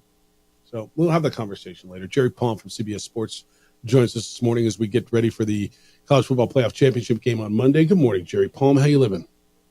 All right. How are you? All right. Just trying to talk myself into Notre Dame, and I'm having a struggle doing that just because my eyes tell me Ohio State's been so good. Yeah. That's where I am. I mean, we probably talked about it. You know, the team that beat Tennessee, you know, the team that beat Oregon, that's the best team in college football. Yeah. You know, Texas gave them more of a fight, of course. Great play by Sawyer against his old roommate from Ohio State. Yeah, unreal. That's a tremendous play. That it gave a final score that was really not indicative of that game. That was definitely a tighter matchup. And this one could be a little bit closer as well because both teams are so good defensively. And I had picked Penn State to beat Notre Dame because I thought they were more diverse offensively and I trusted their quarterback more. Well, Notre Dame made sure that their quarterback was not as trustworthy. I don't know they're going to be able to do that to Will Howard. Let's go back to that. He's got too many weapons. I mean, those receivers are just crazy. So I like Ohio State. Let's go back to that. Texas is on the 1 yard line. They run up the middle, and look, Ohio State's tough to run on. They don't gain anything. They run wide. They lose 7, and then that whole thing blows up. Sark's got to eat that one, and that one. As far as Sark, is a great play caller, and again, does one really bad sequence erase a career? It does not. But it certainly puts a stink on it a little bit. And I'm looking at it, and in the moment, I'm like, bang it in there a couple of more times because you're not beating them on the edge. What are we trying to do here? He's going to have to eat that for a long time. Yeah, and I think you also could have tried something deceptive. But, yes, you're definitely not just going to run a sweep on them in that part of the field. That's not going to work. I think you need to try – something deceptive, maybe play action even, quick pass, not drop back 7 yards and pass, but, just turn quick, get them to bite into the middle and, maybe spring somebody on the outside. But there was the play calling down there. I mean, the first play is fine. Try and run it up through the gut, but then, trying to do anything that's going to take some time is usually not going to work very well on that part of the field in general, but especially against that defense. What have you seen just from the Notre Dame rushing offense and how Riley Leonard has functioned throughout the playoff? Yeah, well, and he's part of that rushing offense too, and he's thrown better in these playoffs than I remember, him doing earlier this season, and of course when he was at Duke. I mean, I've always thought of him as a better running threat than a passing threat, but the passing game has been better for Notre Dame, and that's important because they need to be diverse.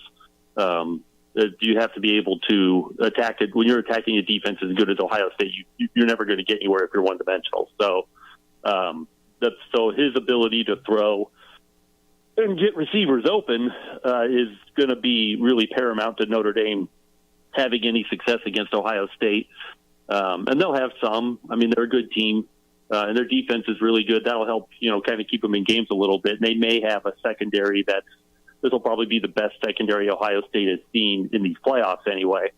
So, Notre Dame's offense, Riley Leonard is going to have to be able to evade some pass rush, make throws on the run, but just be accurate with the ball when he is throwing so that, they're not creating turnovers for Ohio State. And one of the things we've seen, too, of this run is the Marcus Freeman story, and a lot of people really liking what they're seeing from him, and there's been some buzz. Maybe he'll get some NFL looks. What do you think of what he's been able to do? Yeah, he's had a great playoff. I don't think there's any question. And what he's done, I mean, he's had, first of all, your guys ready to play, right? And they've had good game plans for each of these games. But then when the situation called for it, he's been able to demonstrate some creativity, like the all 11 subs, play against Georgia that totally threw them off. But, that, in a big way kind of clinched that game, So, the ability to show some creativity, and creativity isn't just fake, plays, like a fake punt or something like that. Creativity is doing something the other team doesn't expect you to do, and maybe they haven't seen on film even. So, he's shown some of that, and I think that that's really been something that, we don't normally associate with Notre Dame, but I think that he's done a good job of doing some different things to keep the other team off balance on both sides of the ball. He's definitely built up his reputation in this playoff. I don't think he has to win Monday night, although obviously winning, builds it up even more. I think, what people like about him and what he's done in this playoff isn't going to really change if they lose to a better team on Monday night. I think it also is a testament to sticking with a coach, because there was a lot of noise, and you lived there. I mean, not just when they lost to Northern Illinois, hell, when they lost to Marshall, to stay in with a guy who you believe in and not overreacting to a bad loss or a couple of bad losses. Yeah, I mean, this is funny. Could you imagine a national champion in college football that lost to Northern Illinois? Right, and that may happen. Yeah. And it could happen. Yeah, it could happen. I think Northern Illinois is hoping that happens. They're going to hang that. They're going to hang half a banner or something. We beat the national champ. Damn right. New Mountain West team, Northern Illinois. It's. But then you got to give them credit for just putting that in the rearview mirror as soon as it happened, and I think was Purdue the next game. I think and they beat Purdue 66-7. At that time, the worst loss in Purdue's history. So. They got worse later, but I mean, they were ready. They used that in a positive way, and that's what good coaches and good teams do. Yeah. Hey, lastly, I want to hit you on this. I saw you got a bracket out, and we'll get into brackets and stuff later. But certainly around here, I was in San Jose with New Mexico. They lose on the road in San Jose. You got them as a 10 seed. I believe that was done before they lost on that. And that would have been Monday. Yeah, and they lose on Tuesday night. People are concerned. Is New Mexico at a point now where they got to win the conference tournament? I don't know that they're there yet, and nothing happens in a vacuum, but they're probably running out of mulligans. Yeah, exactly.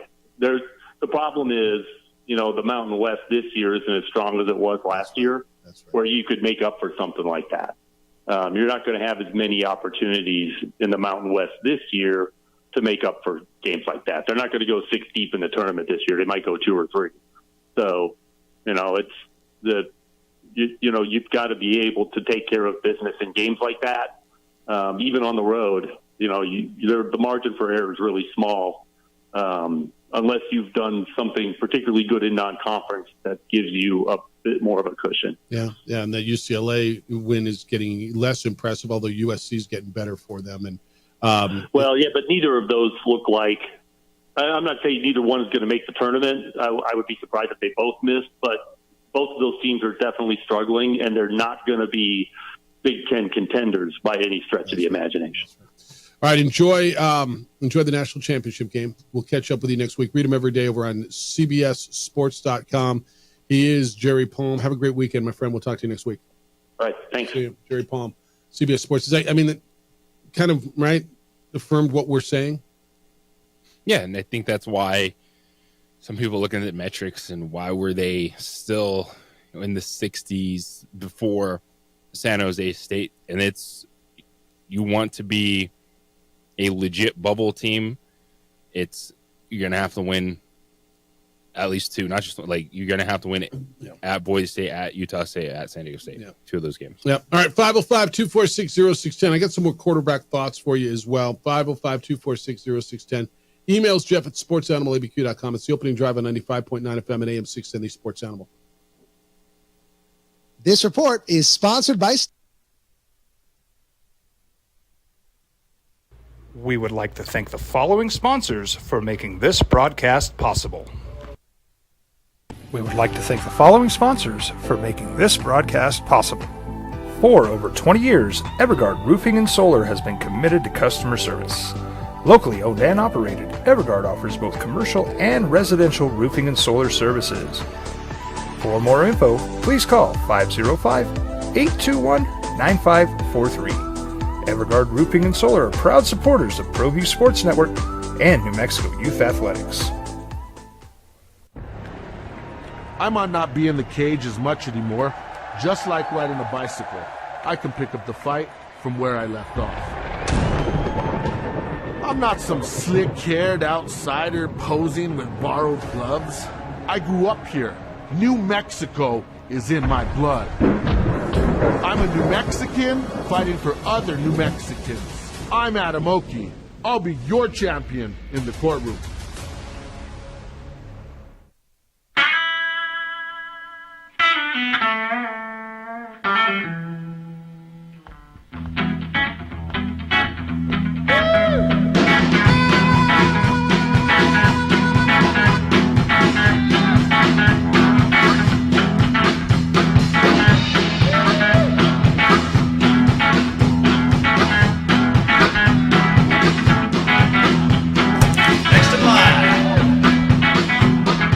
Rudy's is a proud supporter of ProView Networks.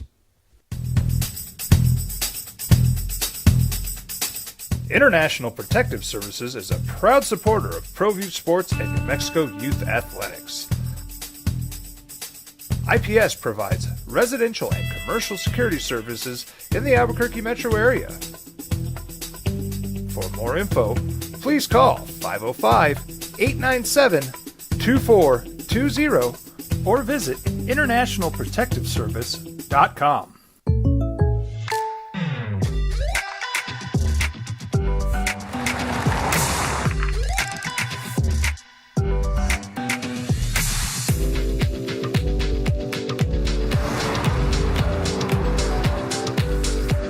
For your surprisingly great rates, contact your local State Farm agent today. If you want the real deal, call State Farm agent Marty Size in Albuquerque today. Like a good neighbor, State Farm is there. Hi, my name is Daniel Chavez, and this is my business partner, David Chavez. We are the owners of Indeed Safety. Indeed Safety is a local safety consulting company helping our clients with their safety needs for their projects. One of the things we pride ourselves as a construction safety company is helping our men and women in construction get home safe every day to their families. Indeed Safety is a proud supporter of ProView Network.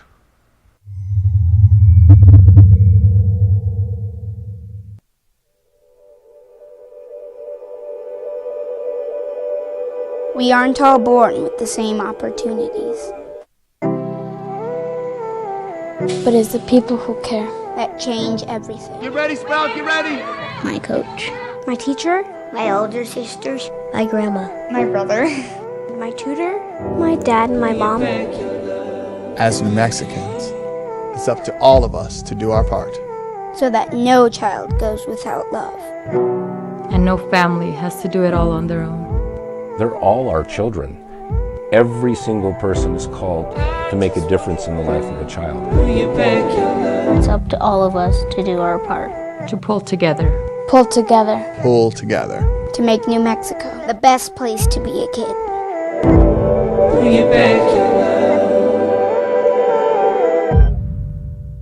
You followed him from the first day he signed with the team. You remember the day he poured in 63 points? The night he played a sold-out concert to 30,000 people. The day he gave his infamous speech. That's why you believe in heroes. That's why you remember and collect their memorabilia. All in autographs, where you can meet some of the greats, collect some of the greats, and share your own legacy. Visit All In Autographs, where you can celebrate the great and have your own piece of history.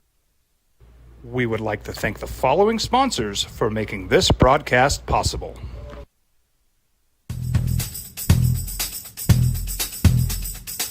International Protective Services is a proud supporter of ProView Sports and New Mexico Youth Athletics.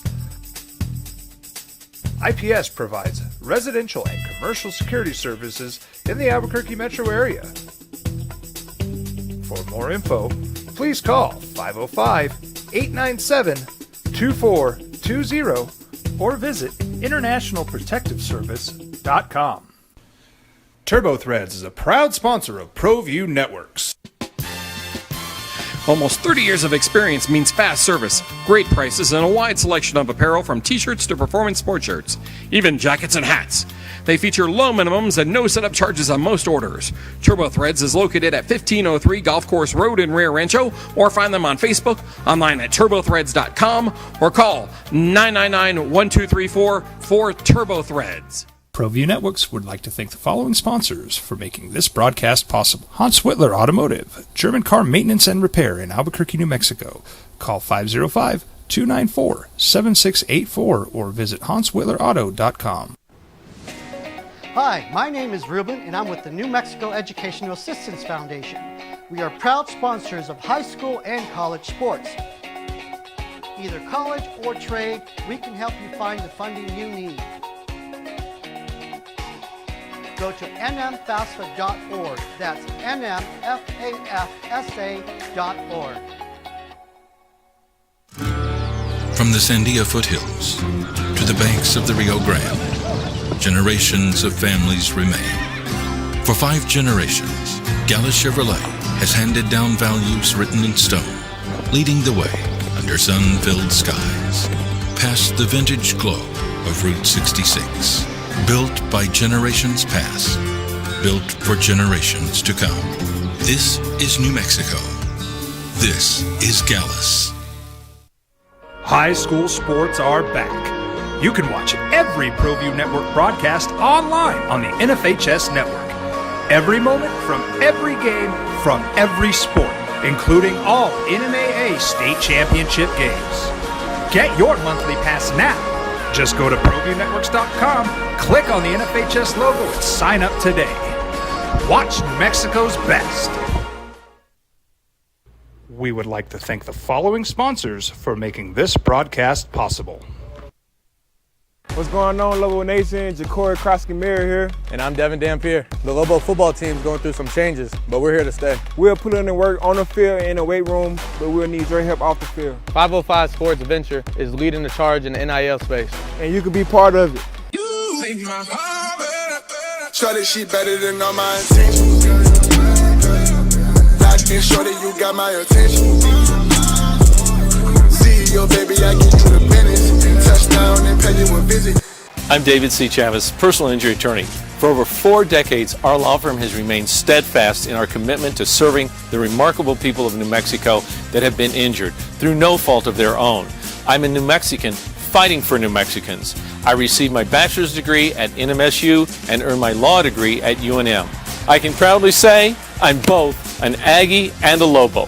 Call now and I will meet with you. 40 years strong, and we're still as local as red and green. I was born in New Mexico. I grew up on these streets. I got in trouble here, and I fought my way back in Burkia. I love New Mexico, especially the people. Now I'm using my training, tenacity, and energy to fight for you. I'm Adam Oki, lawyer, fighter, and New Mexican. Coming up here in the next hour. Thanks to Jerry Palm for being with us as well. You can get in 505-246-0610. But I'm going back to that caller who said Mike McCarthy and he doesn't like this carousel of coaches in the NFL, and Mike McCarthy with the Bears doesn't make sense to him. It does to me. How many coaches currently in the NFL do you think have won a Super Bowl? Current coaches right now, current. We talked about there's 2 guys coaching in college football who won a national championship, right? Kirby Smart and Dabo Swinney, the only one. Somebody will have a third one on Monday. How many would you say are currently employed right now as head coaches who have won a Super Bowl as a head coach? Currently employed? Yeah, currently employed as head coaches right now. That means Mike McCarthy's not one of them. I think like 4 or 5. There's 5. Andy Reid, Sean McVay, John Harbaugh, Sean Payton, and Mike Tomlin. Tomlin won in 2009. Peyton won way back then, too. Harbaugh won in 2013. Right? Now, guys who were recently out, McCarthy, Belichick, Pete Carroll, Bruce Arians, Gary Kubiak won. The hell did I write down here? I can't even read my own writing sometimes. Doug Peterson was employed as of a week ago. He was a winning Super Bowl coach. But there's only 5 that have done this. And I know we want to recycle these guys. I would argue that the success rate of guys who get a second or third chance is better than some of these guys that get their first chance and fizzle. The Dennis Allens, the Antonio Pearsons, right? Everybody wants to see those guys. How many of those guys were one and done? Now you can say, well, they didn't get a chance. And you might even be right. Gerard Mayo, right? I don't know that there is an exact formula, but going back to that caller, I don't like seeing the carousel. I get that, and you want to see new blood. How'd that work for Gerard Mayo, Dennis Allen, Antonio Pierce?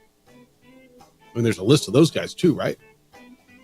505-246-0610. Love your thoughts. We're going to get further into it. And I just heard another name for the Cowboys coaching job. He interviewed. Does that make you feel better than Dion? We'll talk about that next on the opening drive on 95.9 FM and AM 670 Sports Animal.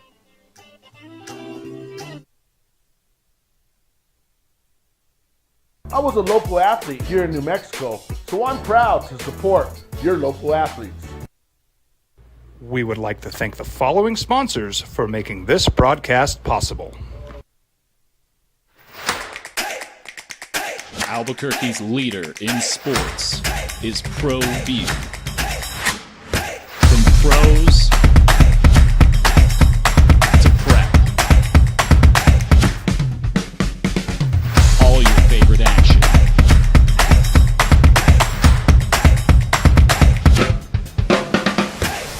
All your favorite talk shows.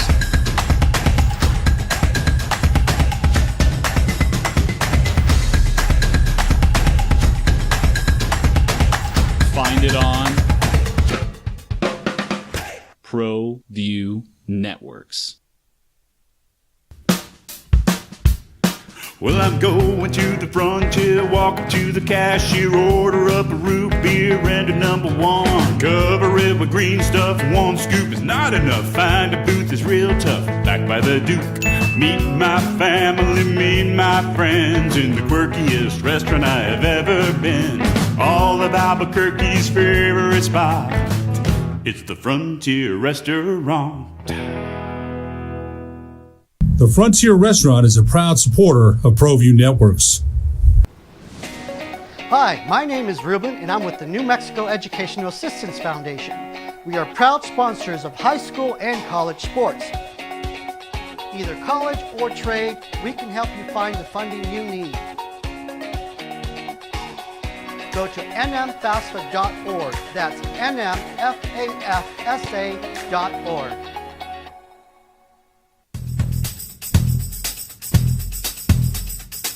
International Protective Services is a proud supporter of ProView Sports and New Mexico Youth Athletics.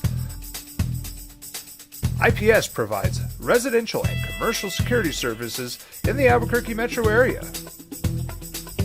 For more info, please call 505-897-2420 or visit internationalprotectiveservice.com.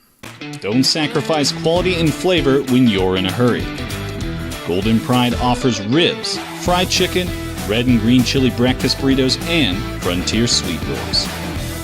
4 great locations, or visit us online at goldenprideabq.com. Golden Pride Barbecue Chicken and Ribs are proud supporters of ProView Sports. The Yeller Sub, located on 7200 Montgomery Boulevard, serves breakfast all day long along with classic hot and cold subs. Don't forget about our shakes, malts and floats made with your favorite Bluebell ice cream. 45 years and still going strong. Come on down to the Yeller Sub, official sandwich of ProView Networks. From the Sandia foothills to the banks of the Rio Grande, generations of families remain. For 5 generations, Gallus Chevrolet has handed down values written in stone, leading the way under sun-filled skies, past the vintage glow of Route 66. Built by generations past, built for generations to come. This is New Mexico. This is Gallus.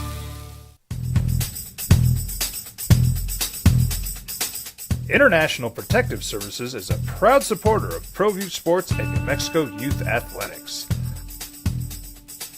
IPS provides residential and commercial security services in the Albuquerque metro area.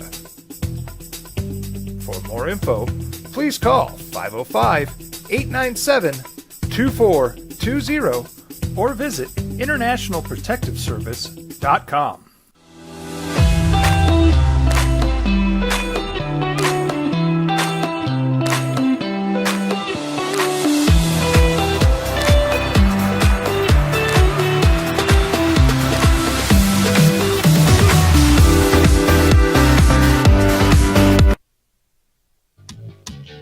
Now, voted the best sports show in New Mexico for 5 years running. It's the OD in the AM with 3-time New Mexico Sportscaster of the Year, Jeff Symbieta and JJ Buck.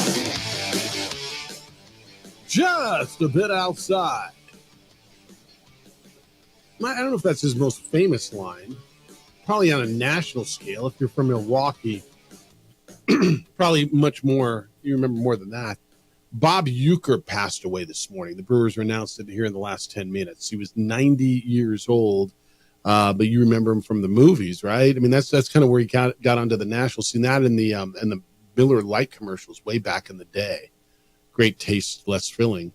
But he was 90 years old. The Brewers announced this morning, quote, "Today we take on the heaviest of burdens. We say goodbye to our beloved friend Bob Uecker. Uecker was the light of the Brewers, the soundtrack of our summers, the laughter in our hearts, and his passing is a profound loss. He was the heart and soul of Wisconsin and a dear friend. Bob loved people. His presence warmed every room, and he had a way of welcoming all of us into his world as if we were lifelong friends. Saying goodbye to Bob shakes us all. He was much more than a Milwaukee Brewers icon. He was a national treasure. Bob entertained us with his words and storytelling, so it's no surprise his passing now leaves us at a loss for our own words." And it continues. Depending on where you grew up and maybe even your age, if it was in New Mexico, it was Mike Roberts. If it was in LA, it was Vince Scully and Chick Hearn. If it was in the Midwest, it was Joe Buck. If it was, or Harry Carey, or certainly Bob Uecker. This one, this is one of those legendary voices, characters, that he kind of took it to the national level because the movie just made him so. He was so good too. Good, yeah. With it, just icon in baseball and the broadcasting game. Yeah, that's a bummer. Bob Uecker, 90 years old, born in 1934. All right, 505-246-0610, 888-922-0610 if you want to get in. Also today, if you're watching the Australian Open, the 5th seed is out. Daniil Medvedev was beat by a qualifier, JJ, an American qualifier named Tien. I don't even know who it is. Like that's how shocking this loss was. That the 5th seed is out at the Australian Open. If you're watching that, all right. 505-246-0610 if you want to get in.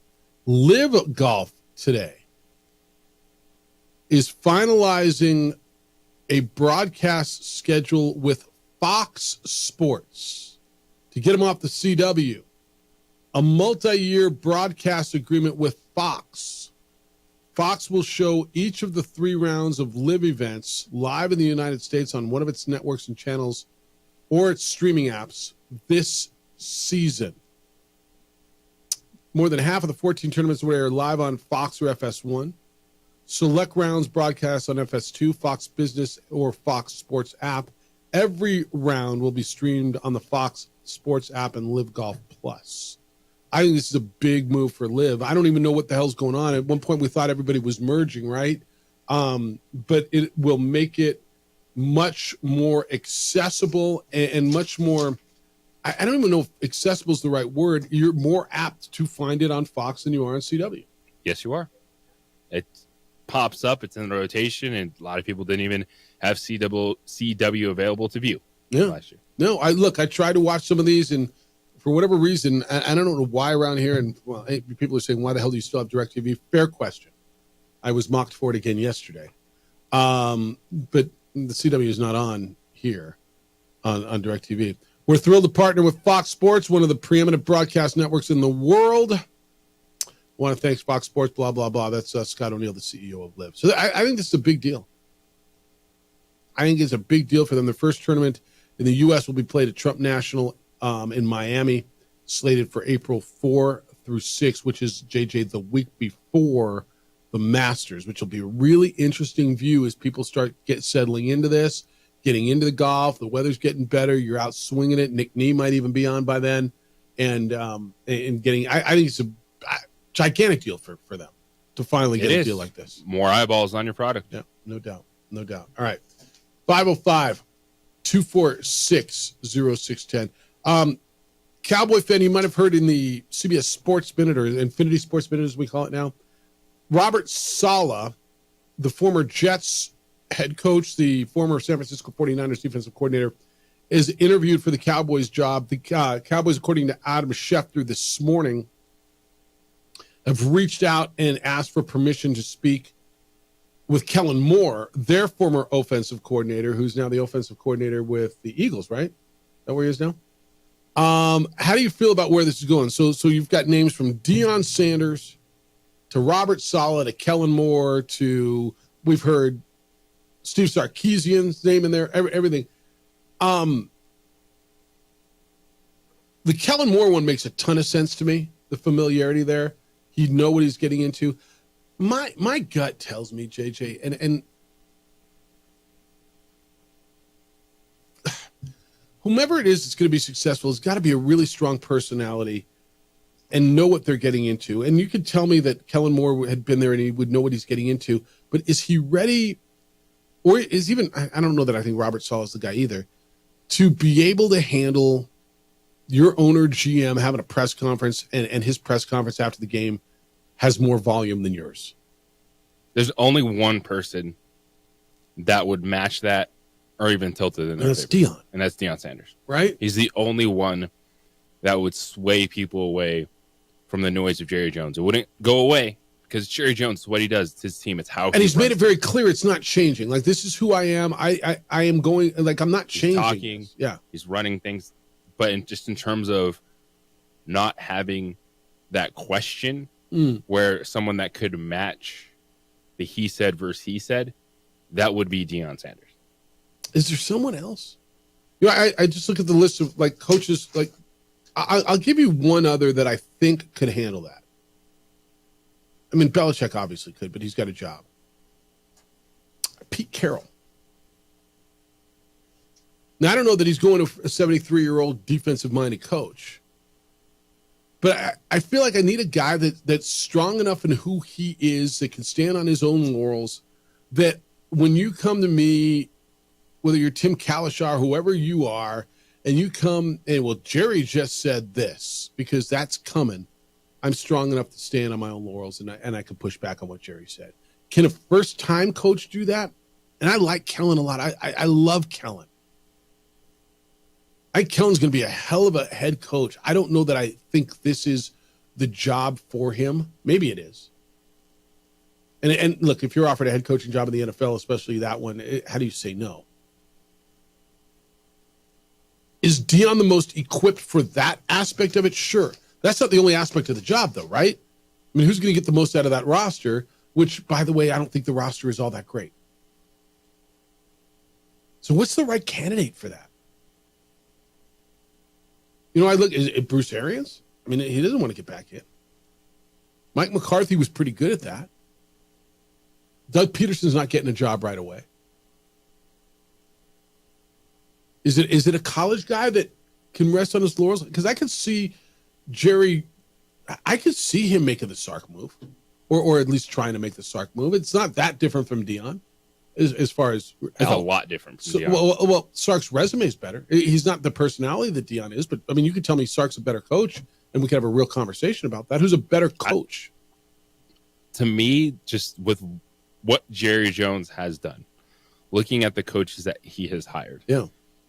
And McCarthy was a little bit more of a push because you're like, okay, we're bringing a Super Bowl winning coach over, had a little bit bigger platform versus some of the other guys. Like Kellen Moore seems like such the pick for Jerry Jones right now. What he would do, the Cowboy guy, where he definitely wouldn't be pushed by anything Kellen Moore would do. I see it. Still, maintain that presence because Jerry's not changing, but the one thing that would change is us every week having to question: can this coach handle the noise? Can this coach handle with the Dion? narrative? With Dion, that of course he would. That wouldn't affect him at all. Yeah. How do you think Kellen handles that? I think he would just be kind of very similar to what we saw with McCarthy for a while, and all these That's other probably guys, right. Jason Garrett, just kind of head down, go to work. Is that right for now with that organization? You know what I mean? And I think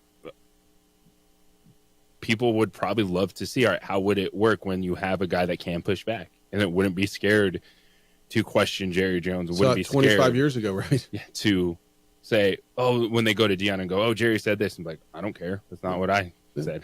I'm the coach. Yeah. Yeah, it's interesting. It just the names that are out there. And Cowboy fan, I don't even know that you got a favorite. My feeling on Cowboy fan is that there's this apathy of almost trying just to wait till he's gone. Do you feel that in some respect? People have said it out loud. Like, as long as he's there, this is who you are going to be. And I know that sounds morbid, and I'm not cheering for that, and I'm not rooting for that. And he's an 84-year-old gentleman who has been very successful in everything he's done, and he's been a successful owner who got into this business, and he's made it very clear he's going to run his business. He is the boss, and he's going to do it his way. And he's getting more and more entrenched in his ways the deeper into his football career that he gets, and has made it clear he's not giving up any of the reins. Okay. So if you're going to go in and be the head coach there, you kind of know the rules a little bit. You kind of know the landscape. You kind of know what you're getting into. And you know every week you're going to have to ask her a question. Well, Jerry said this, and you should have done, well, okay. And he's probably going to be sitting in your office Monday morning, right? And maybe most GMs are too. I don't know. I mean, do you think Joe Shane and Brian Dable sit together on Monday morning and go over stuff? I mean, I'm sure there's conversations throughout the year, regular GM coach conversations. That's probably right. All right. I got more on Justin Herbert and quarterbacks. 505-246-0610. Who can knock off the Chiefs? Can anybody knock off the Chiefs? And can it be the Texans? It's the opening drive on 95.9 FM and AM 690 Sports Animal. Get ready to...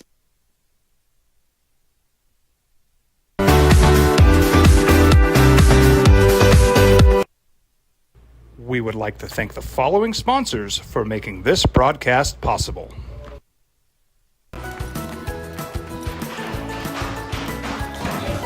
Got shots?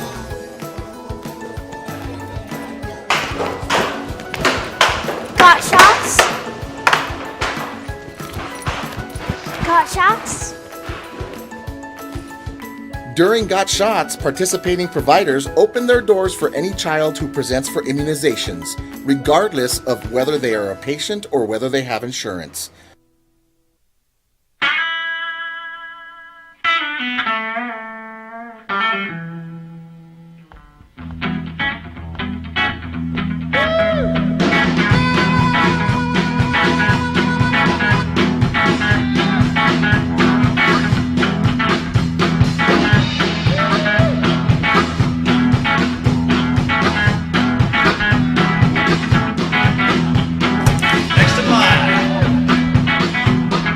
Rudy's is a proud supporter of ProView Networks.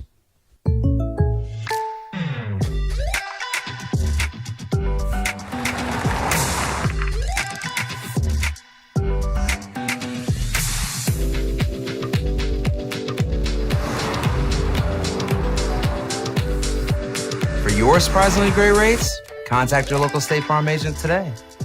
If you want the real deal, call State Farm agent Marty Size in Albuquerque today. Like a good neighbor, State Farm is there. Albuquerque's leader in sports is ProView. From pros to prep, all your favorite action.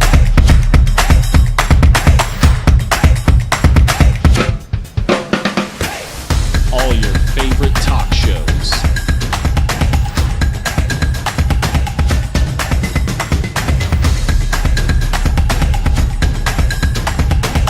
Find it on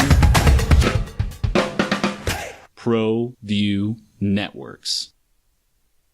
You followed him from the first day he signed with the team. You remember the day he poured in 63 points? The night he played a sold-out concert to 30,000 people. The day he gave his infamous speech. That's why you believe in heroes. That's why you remember and collect their memorabilia. All in autographs, where you can meet some of the greats, collect some of the greats, and share your own legacy. Visit All In Autographs, where you can celebrate the great and have your own piece of history. We would like to thank the following sponsors for making this broadcast possible. For over 20 years, Evergard Roofing and Solar has been committed to customer service. Locally owned and operated, Evergard offers both commercial and residential roofing and solar services. For more info, please call 505-821-9543. Evergard Roofing and Solar are proud supporters of ProView Sports Network and New Mexico Youth Athletics. Hi, my name is Ruben, and I'm with the New Mexico Educational Assistance Foundation. We are proud sponsors of high school and college sports. Either college or trade, we can help you find the funding you need. Go to nmfafsa.org. That's nmfafsa.org.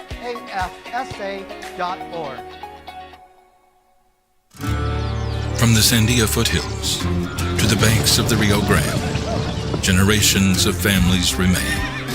For 5 generations, Gallus Chevrolet has handed down values written in stone, leading the way under sun-filled skies, past the vintage glow of Route 66.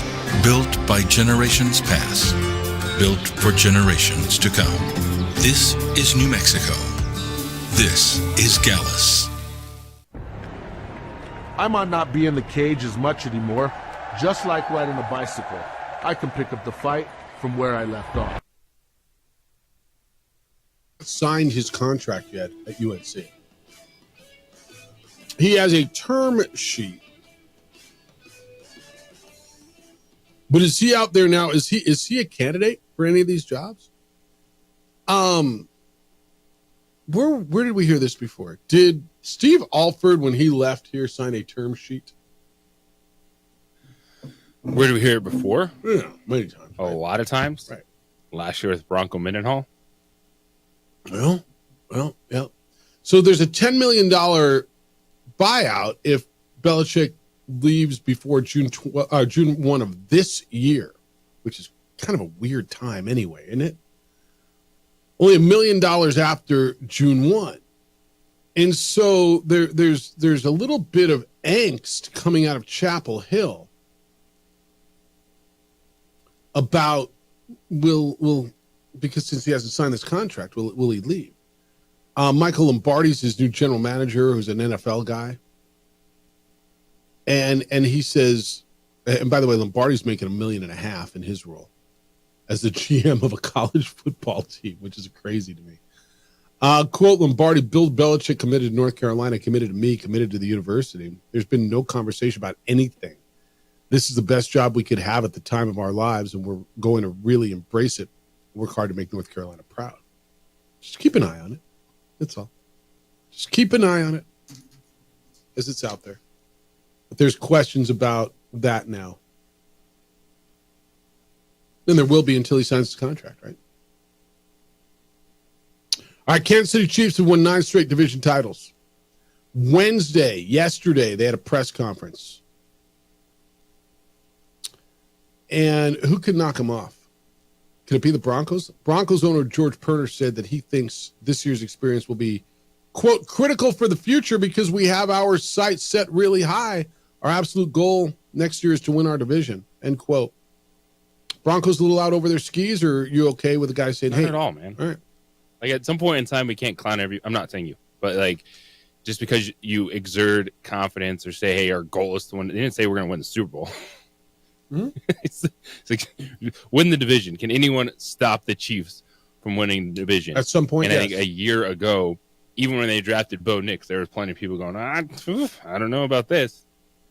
Now you have what everyone screams about, and that's good quarterback with rookie contract. So you should be able to build. No, you still got to draft and develop. Like, the free agency in the NFL is edges, is icing on the cake. You want to win at a high level, you still got to draft. You can't always buy yourself wins in the NFL. It's not the way it works. So I think he's out over his skis. I don't have a problem with it. Like, I don't think they'll win the division next year. I don't know that I think the roster's close to good enough to win the division next year, although their quarterback is really good. How do you draft? How do you get better at? And when are they out of cap hell? Is it one more year, or are they done with it this year with the Russell Wilson salary cap mess? Are they hurt by again this year? And even if they are, you have your draft picks. No, I get it. I get it. Like, had the Rams do, everyone's like, oh, they don't have first round picks. Okay. Yeah. You still draft in the second round, Yep. the third round. Yep, and they won the division.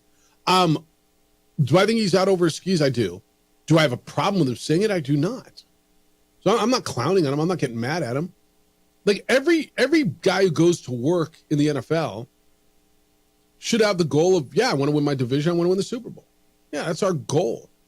So for him to say our absolute goal next year is to win our division, I don't have a problem with that. It's a great place to start.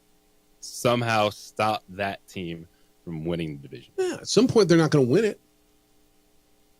Yeah, for you to say that's our goal, well, you failed on your goal. All right, so did you. You were going to lose 20 pounds, and you added an extra 15, chubby. Remember, right? What was your goal this year? You were going to get in shape. We're gonna lose weight. Fat I slob, added weight. right? Yeah. All right, so you failed on your goal too. Like, I mean, we set goals and we'd like to hit them, and are you a failure if you don't hit your goal? No, man. Like, we all, whatever. I'm with you on this, actually.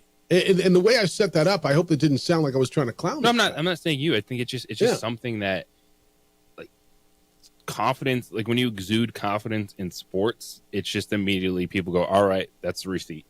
Like you said, this you came up short because everybody needs something to hang their hat Sucker. on. Yeah, Like everybody that. needs motivation. Yeah, Robert. How did Robert Saleh keeping those receipts work for him? By the way, remember that?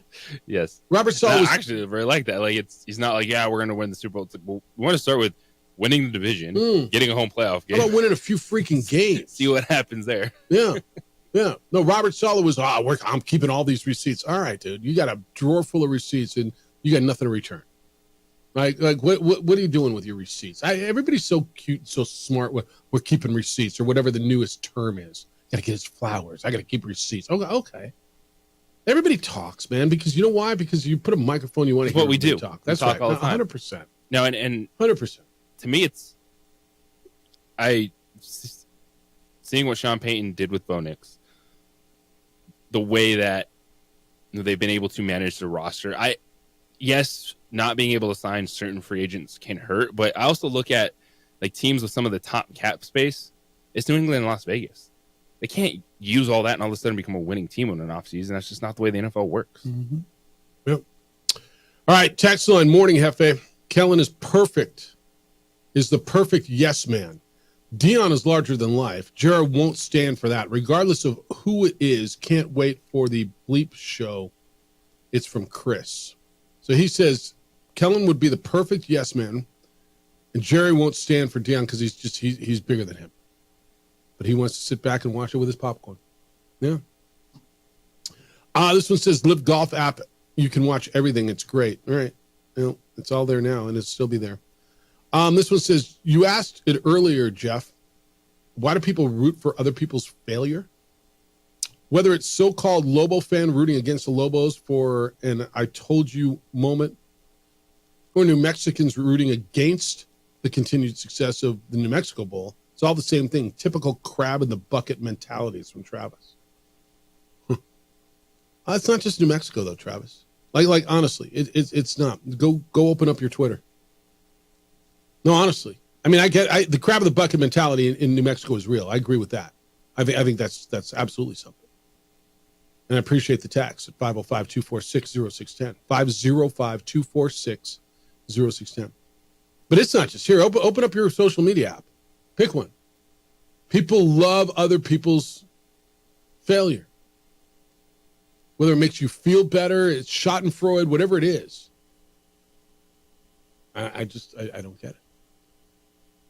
Mike says most games are lost, not won. Great quarterbacks are ones that don't lose games, not ones that win every game. But the mid and lower tier quarterbacks boast their mediocrity by losing big game after big game. So who is that? Is that what Justin Herbert? Is that what he's saying Justin Herbert is? And he wouldn't be wrong right now. You know, is that what Sam Darnold just did? And it's one thing, to your point, man, when you say I'm losing to Lamar, I'm losing to Josh Allen, or I'm losing to Joe Burrow, or I'm Patrick Mahomes. He lost to C.J. Stroud and Trevor Lawrence. Now, you're telling me Trevor Lawrence is on that same tier. I'm going to tell you I think he's a tier below, but okay, well, listen to it. Yeah, well, that's there. All right, I got emails too. Jeff at sportsanimалabq.com. We'll hit those when we come back. 505-246-0610. Emails, Jeff at sportsanimалabq.com. JJ at quarterback. JJ at sportsanimалabq.com. Where's Jordan Love in this whole hierarchy? And what is his coach saying about his development? He sucks now. See him in the playoffs? He must. It's the opening. Remember last year, though, how great he was? It's the opening drive on 95.9 FM and AM 670 Sports Animal.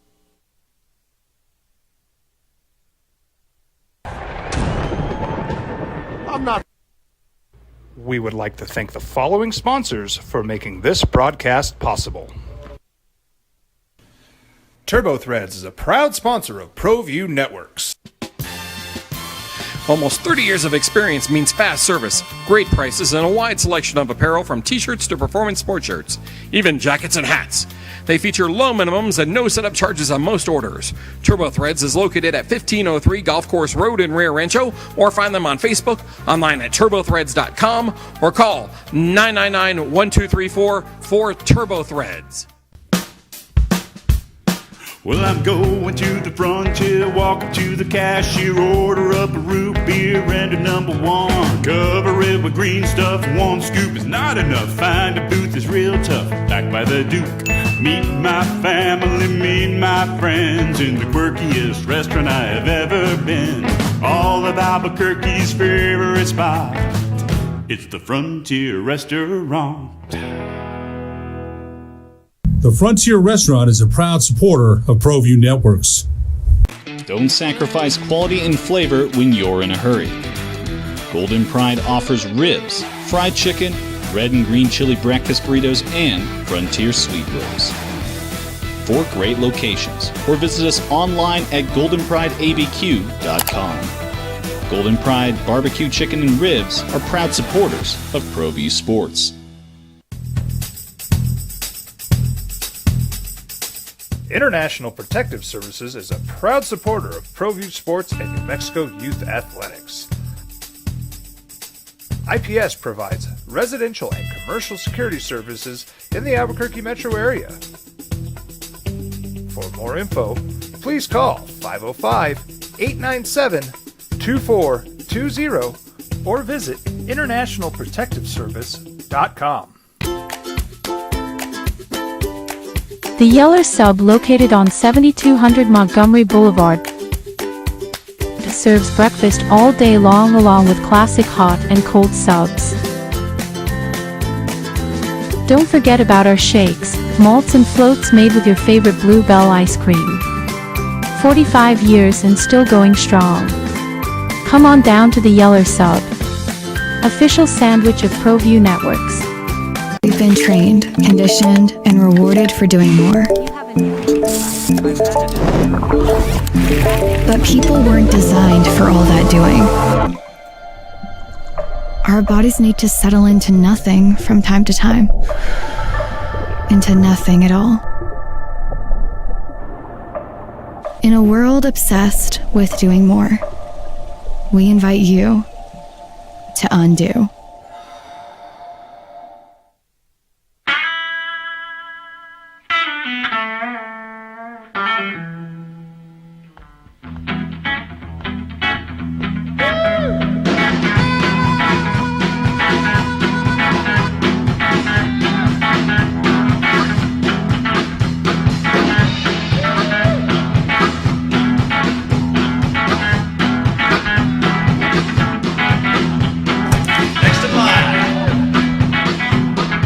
Rudy's is a proud supporter of ProView Networks.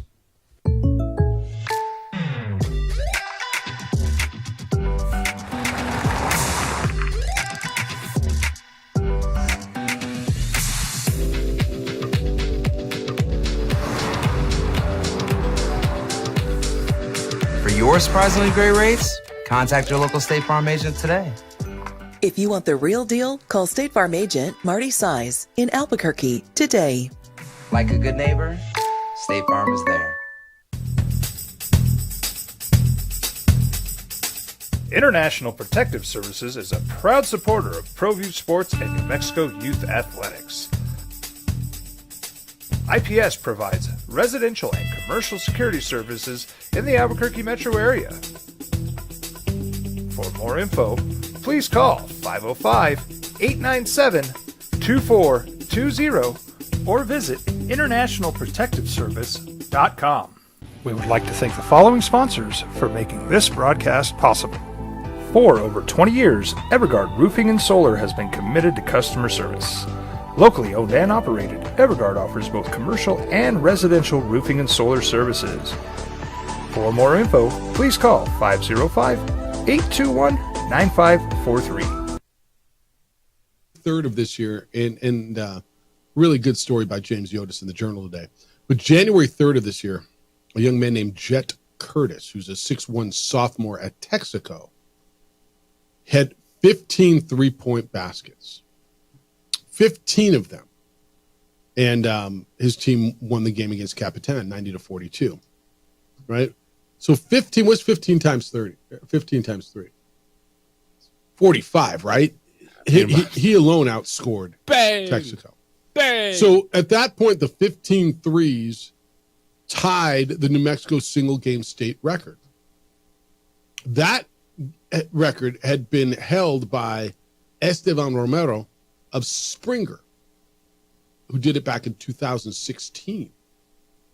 Romero held the record alone for 9 years. Curtis shared it for 8 days. And that Esteban Romero from Springer, this is his younger brother, Pablo, who broke the record with 16. 16, dude. At what point do you do a box and one, but the box is just on that guy and you have the one player standing with everyone else? I mean, it's. I was just watching one of the highlights, and dude just comes down, and I mean, you're backing. What are you backing off, dude, for? He's not going to the basket. Go out and cover him. Like they were playing a zone defense, and dude was just pumping wing threes. Zone versus shooter? Zone versus shooter, and shooter destroyed zone. Yep, still a zone, straight on, three. Got it. There it is. The lead pass, Romero, left wing, three on the way, splash. The score is 49-18. Dude's still in the game, just firing threes. Splash. Bingo. He didn't even hit the rim. Onions. There he is again, coming off a pick, top of the key, all net. Everything's all net, dude. I don't think the guy hit the rim. Tickles the twine. Yeah, I'm watching 16 of these things. The score is 58-20, still in the game, firing threes. Igniting the nets. Open, dude. Kid is just open. I mean, I'll give Springer this. They move the ball around a little bit and find ways to free him up. Now they're playing a man. They decided, hey, maybe somebody should guard that dude. 23. Hey, guard that kid. He's coming off. Full court double splash. team. I mean, now they're getting. Doesn't have the ball. They're getting a little more contested. Here it is, 67-20. Another one. Dude, I don't think the kids hit the freaking rim. I don't know if I've watched 12, 13, 14 of them splash. 70-20, a minute to go. 73-22, kid wide open, right wing. Oh, he hit the rim on that one. That one rattled in. 76-24, splash. Yeah, anyway, congratulations to Pablo Romero. He is the 14-year-old freshman at Springer High School who, over the weekend, and this I'm watching the one right now, to break the record, got it! Kids going nuts. The bench is going bonkers. It's 91-31, and I still got my kid in firing threes. How do you explain that? Shots up. So you're in the handshake line. I'm just trying to get my kid the record. You beat me by 60, dude. You couldn't have called off the dogs? I'd be like, we'll stop playing zone for that long. They did. The kid is going to break a record, so deal with it. I mean, yeah. 505-246-0610. Hello, Howard. 16 threes, man. I don't think I've hit 16 in my life. That's probably right. Yeah, that's probably right. I don't doubt that. That's primarily because my game right now is posting up my 80-pound, 10-year-old grandson, and taking him inside. On the Nerf rim? That's when when we shoot baskets, that's I post him up. The kids that doesn't have a chance, I got him by $1.20. Bully, you big-ass bully. Hey, I don't know. I'm kind of disappointed, guys. Deion Sanders would be perfect for the Cowboys. Just get a visual of this.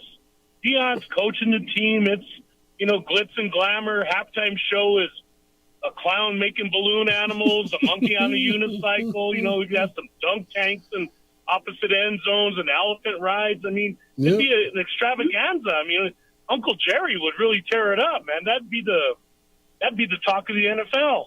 Yep. Well, you might be on your way to that circus. And by the way, we might win a game or two. You never know. And then they'd have a new, a fight song. Dude, see you, Howard. Yeah, they'd have their own fight song. Yeah, it'd be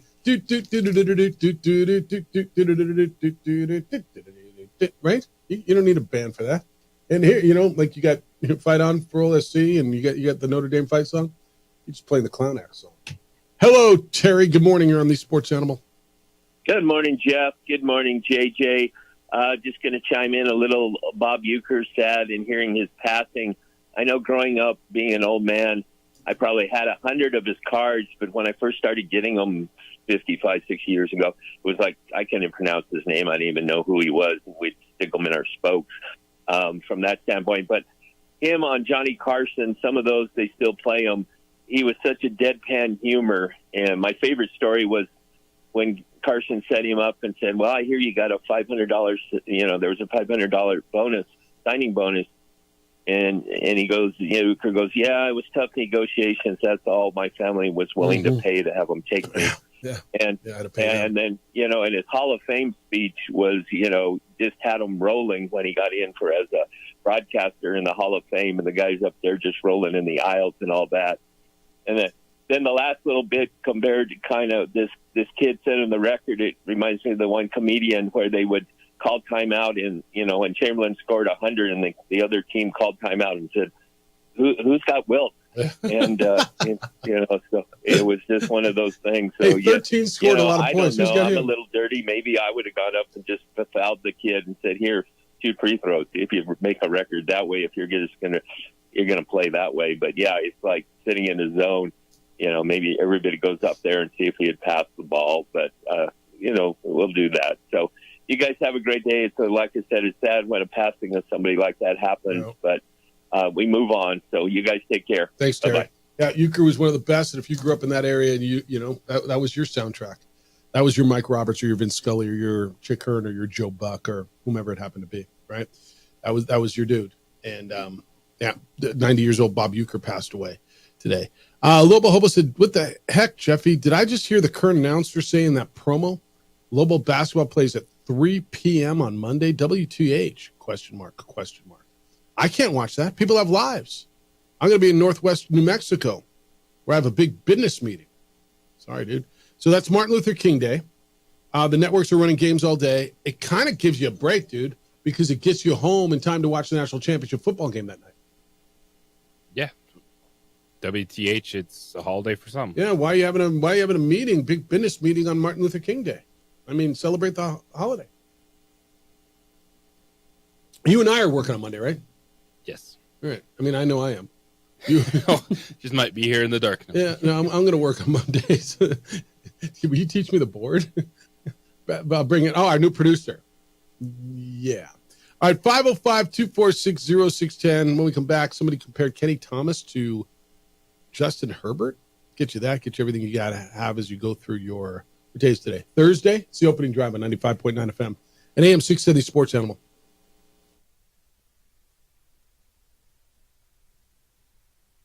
We would like to thank the following sponsors for making this broadcast possible. Hi, my name is Ruben, and I'm with the New Mexico Educational Assistance Foundation. We are proud sponsors of high school and college sports. Either college or trade, we can help you find the funding you need. Go to nmfafsa.org. That's nmfafsa.org. From the Sandia foothills to the banks of the Rio Grande, generations of families remain. For 5 generations, Gallus Chevrolet has handed down values written in stone, leading the way under sun-filled skies, past the vintage glow of Route 66. Built by generations past, built for generations to come. This is New Mexico. This is Gallus. You followed him from the first day he signed with the team. You remember the day he poured in 63 points? The night he played a sold-out concert to 30,000 people. The day he gave his infamous speech. That's why you believe in heroes. That's why you remember and collect their memorabilia. All in autographs, where you can meet some of the greats, collect some of the greats, and share your own legacy. Visit All In Autographs, where you can celebrate the great and have your own piece of history. International Protective Services is a proud supporter of ProView Sports and New Mexico Youth Athletics. IPS provides residential and commercial security services in the Albuquerque metro area. For more info, please call 505-897-2420 or visit internationalprotectiveservice.com. Don't sacrifice quality and flavor when you're in a hurry. Golden Pride offers ribs, fried chicken, red and green chili breakfast burritos, and Frontier sweet rolls. 4 great locations, or visit us online at goldenprideabq.com. Golden Pride Barbecue Chicken and Ribs are proud supporters of ProView Sports. I'm David C. Chavez, personal injury attorney. For over 4 decades, our law firm has remained steadfast in our commitment to serving the remarkable people of New Mexico that have been injured through no fault of their own. I'm a New Mexican fighting for New Mexicans. I received my bachelor's degree at NMSU and earned my law degree at UNM. I can proudly say I'm both an Aggie and a Lobo. Call now and I will meet with you. 40 years strong, and we're still as local as red and green.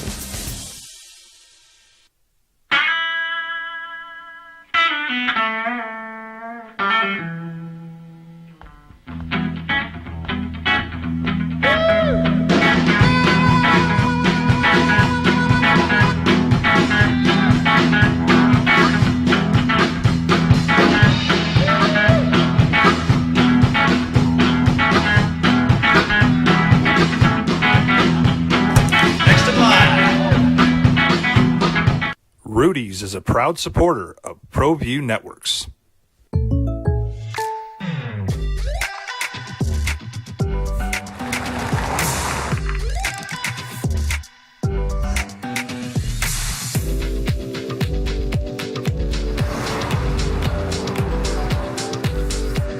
For your surprisingly great rates, contact your local State Farm agent today. If you want the real deal, call State Farm agent Marty Size in Albuquerque today. Like a good neighbor, State Farm is there. International Protective Services is a proud supporter of ProView Sports and New Mexico Youth Athletics.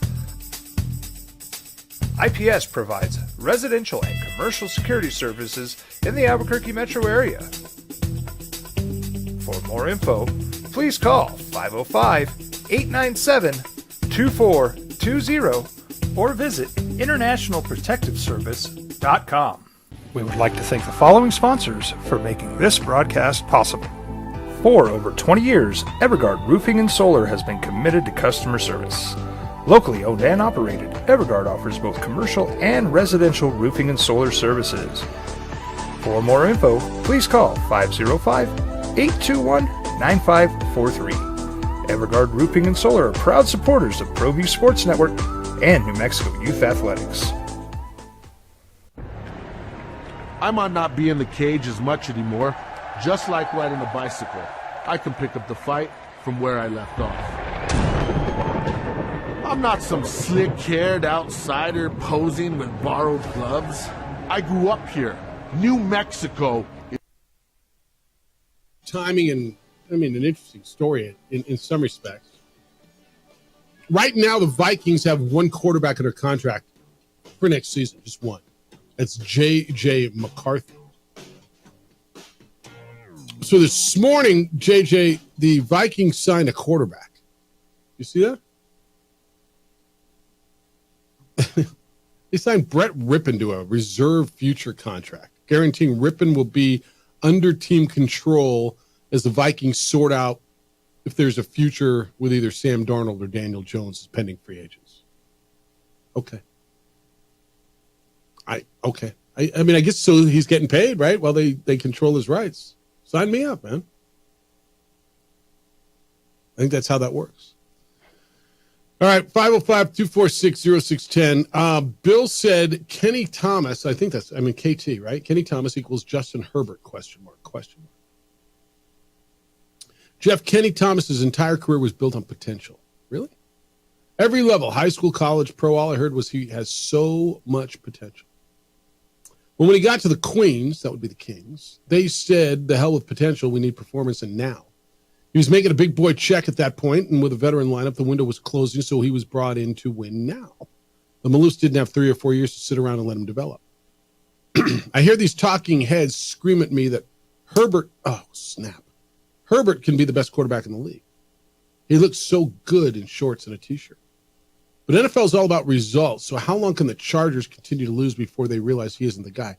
Did they lose? They made the playoffs, right? Mm-hmm. Did they get better than they were last year? Did they make the playoffs a year ago? They were better than they were last year. You can keep rolling when you have one of these dudes. Justin Herbert's 26 years old. Trevor Lawrence is 25. Yes, it's a results-oriented business, but if you're going to throw away a dude with talent, like the Chargers just started to lay a foundation with Harbaugh this season. That's right. So they've got time. When you ask how long can they do this, they've got time. I trust that they are going to be successful over the next few years with this combination. Yeah. When you had Anthony Lynn, and then you go to Brandon Staley, that was very messy for their organization. Yeah, but they did that to themselves. Yeah, but I think so. Now when you have a player like Justin Herbert that is talented, like the I'm not defending his postseason success, but if something doesn't happen in 3 or 4 years, and then it's like, well, this dude's never going to be good in the league, that's the sign of a bad franchise. That's the way fans act. Totally fair. How much time do they have, Bill? They got time. JJ's point is, your second year into your new coach, you got better. You made the playoffs, you got better. This was year 1. Yeah. Well, your second year going into it now. Oh, that's what I'm saying. Yeah. You're going into your second year. Yeah. So yeah, you got time. And I would ask Bill or anybody else who I guess you feel they need to make a change. Tell them, so what's your path? Is your path to trade him to somebody? There's not a lot of trades with guys making $55 million a year. Well, the quarterback play and position, I do think is really fascinating right now because we've been spoiled the last 2 years with the C.J. Stroud and Jaden Daniels. They've been phenomenal. They took teams to the playoff. They won playoff games. So you look at those guys and go, that's why you don't need to hand Justin Herbert and Trevor Lawrence that contract. Understandable. Well, first of all, you have to be drafting in a position to get those guys. Then I also look at it and I go, well, then there was the Drake May situation. There was Caleb Williams. There was Bryce Young. And yeah, so you're like, well, if you win with the guy on a rookie contract, it's the only way you can win in the NFL. And it's not, man. There was Bryce Young and there was Sam Darnold and there was Josh Rosen and how many quarterbacks? Like it's a total freaking crapshoot. If you think the reason you're not winning at the level that you think you should be winning if you're the Chargers is Justin Herbert, you're wrong.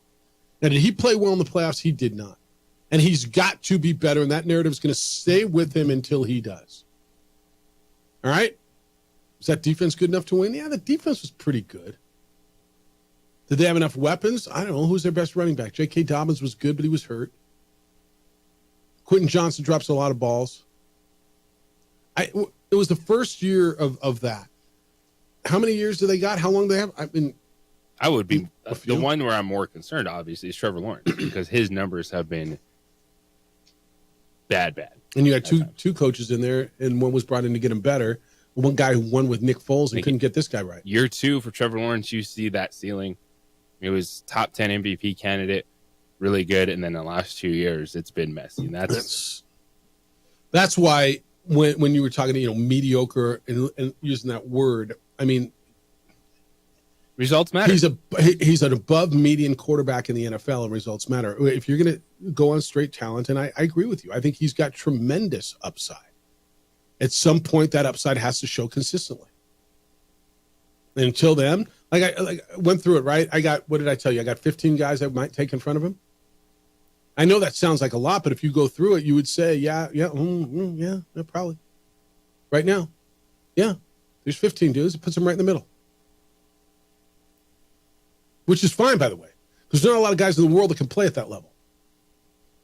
Because there's 15 or 16 that I wouldn't take him over. Yeah. Or that I wouldn't take over him. Yeah, so, and going kind of back on our discussion that we've had throughout the morning about these open coaching positions and the retreads versus young guys, I actually like this situation with Trevor Lawrence for a Ben Johnson, for one of those young offensive coordinators. I like this spot because Trevor Lawrence has some experience. Get ignited with a fresh OC. Like, that's a spot I would like one of these guys as opposed to what they tried to do. So they went Urban Meyer, which wasn't anything. It was just guy wins a lot in college. So they corrected with, all right, we're getting the Super Bowl champion Doug Peterson. And now what do? You overcorrect again and you go, all right, let's go young OC. Have they hired versus yet? I like, Mike McCarthy for Caleb Williams, young quarterback, established that situation. Let's go. I want to see Trevor Lawrence get ignited by someone like Ben Johnson, one of those guys. What about Kellen Moore there? What about it? Yeah, throw him on a list. I mean, if you're telling me, give me a young offensive mind that's going to work with him. All right, Carl wants to go way back to Labor Day of 2024.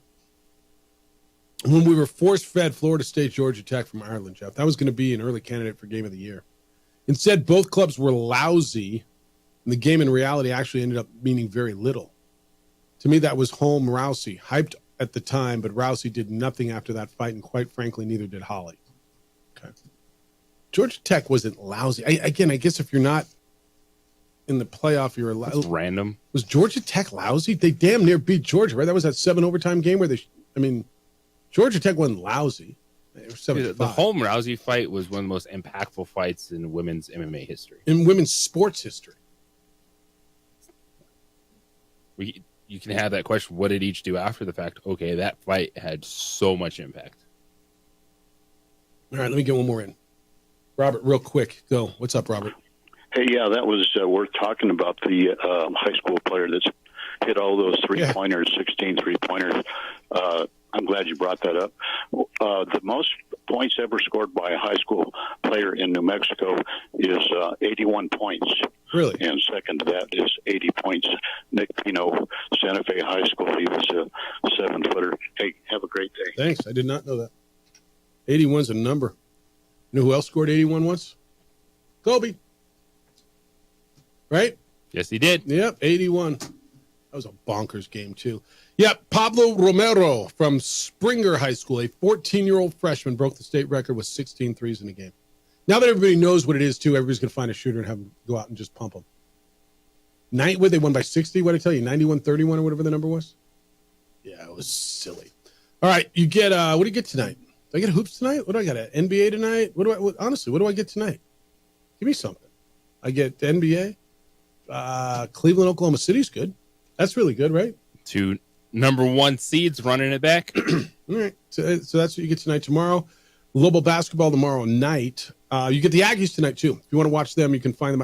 I'm going to guess ESPN Plus. I'll tell you here in a minute. But you get them. They start at 5 o'clock. New Mexico State is on a little bit of a roll and the only undefeated team left in Conference USA. They will be at Florida International. It'll be on your app, ESPN Plus. Aggies are road favorites tonight, JJ Buck. 4.5 points. New Mexico State favored on the road at FIU in a Conference USA game. And so we'll see. So go out and enjoy that tonight. Then we're deep into it. Big playoff stuff over the weekend. Jim Rome Show is next. No, it's not. The Herd with Colin Cowherd is next. The Jim Rome Show will be after that. 2 Men On steps in at 4, and then we're back with award-winning radio. I don't know. You want to start tomorrow morning at 7 a.m.?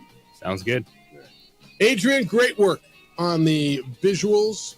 Did you see his classic vehicle parked outside? It was like a professional photo he shared with me. Love it. Big day for you? Huge day. Enjoy it. Hey, be good to each other, please. Be kind, loving, caring, and sharing. We'll smell you tomorrow. We would like to thank the following sponsors for making this broadcast possible. ProView Networks would like to thank the following sponsors for making this broadcast possible. Hans Whitler Automotive, German car maintenance and repair in Albuquerque, New Mexico. Call 505-294-7684 or visit HansWhitlerAuto.com. Got shots?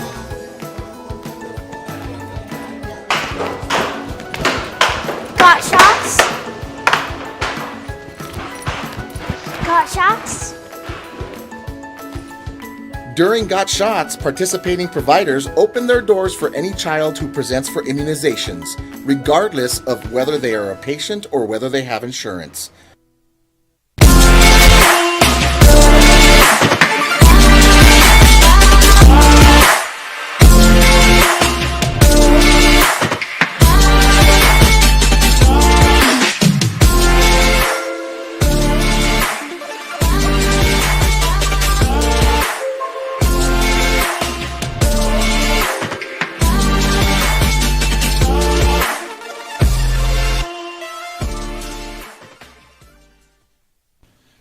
TurboThreads is a proud sponsor of ProView Networks. Almost 30 years of experience means fast service, great prices, and a wide selection of apparel from t-shirts to performance sport shirts, even jackets and hats. They feature low minimums and no setup charges on most orders. TurboThreads is located at 1503 Golf Course Road in Rio Rancho, or find them on Facebook, online at turbothreads.com, or call 999-1234 for TurboThreads. Hi, my name is Ruben, and I'm with the New Mexico Educational Assistance Foundation. We are proud sponsors of high school and college sports. Either college or trade, we can help you find the funding you need. Go to nmfafsa.org. That's nmfafsa.org.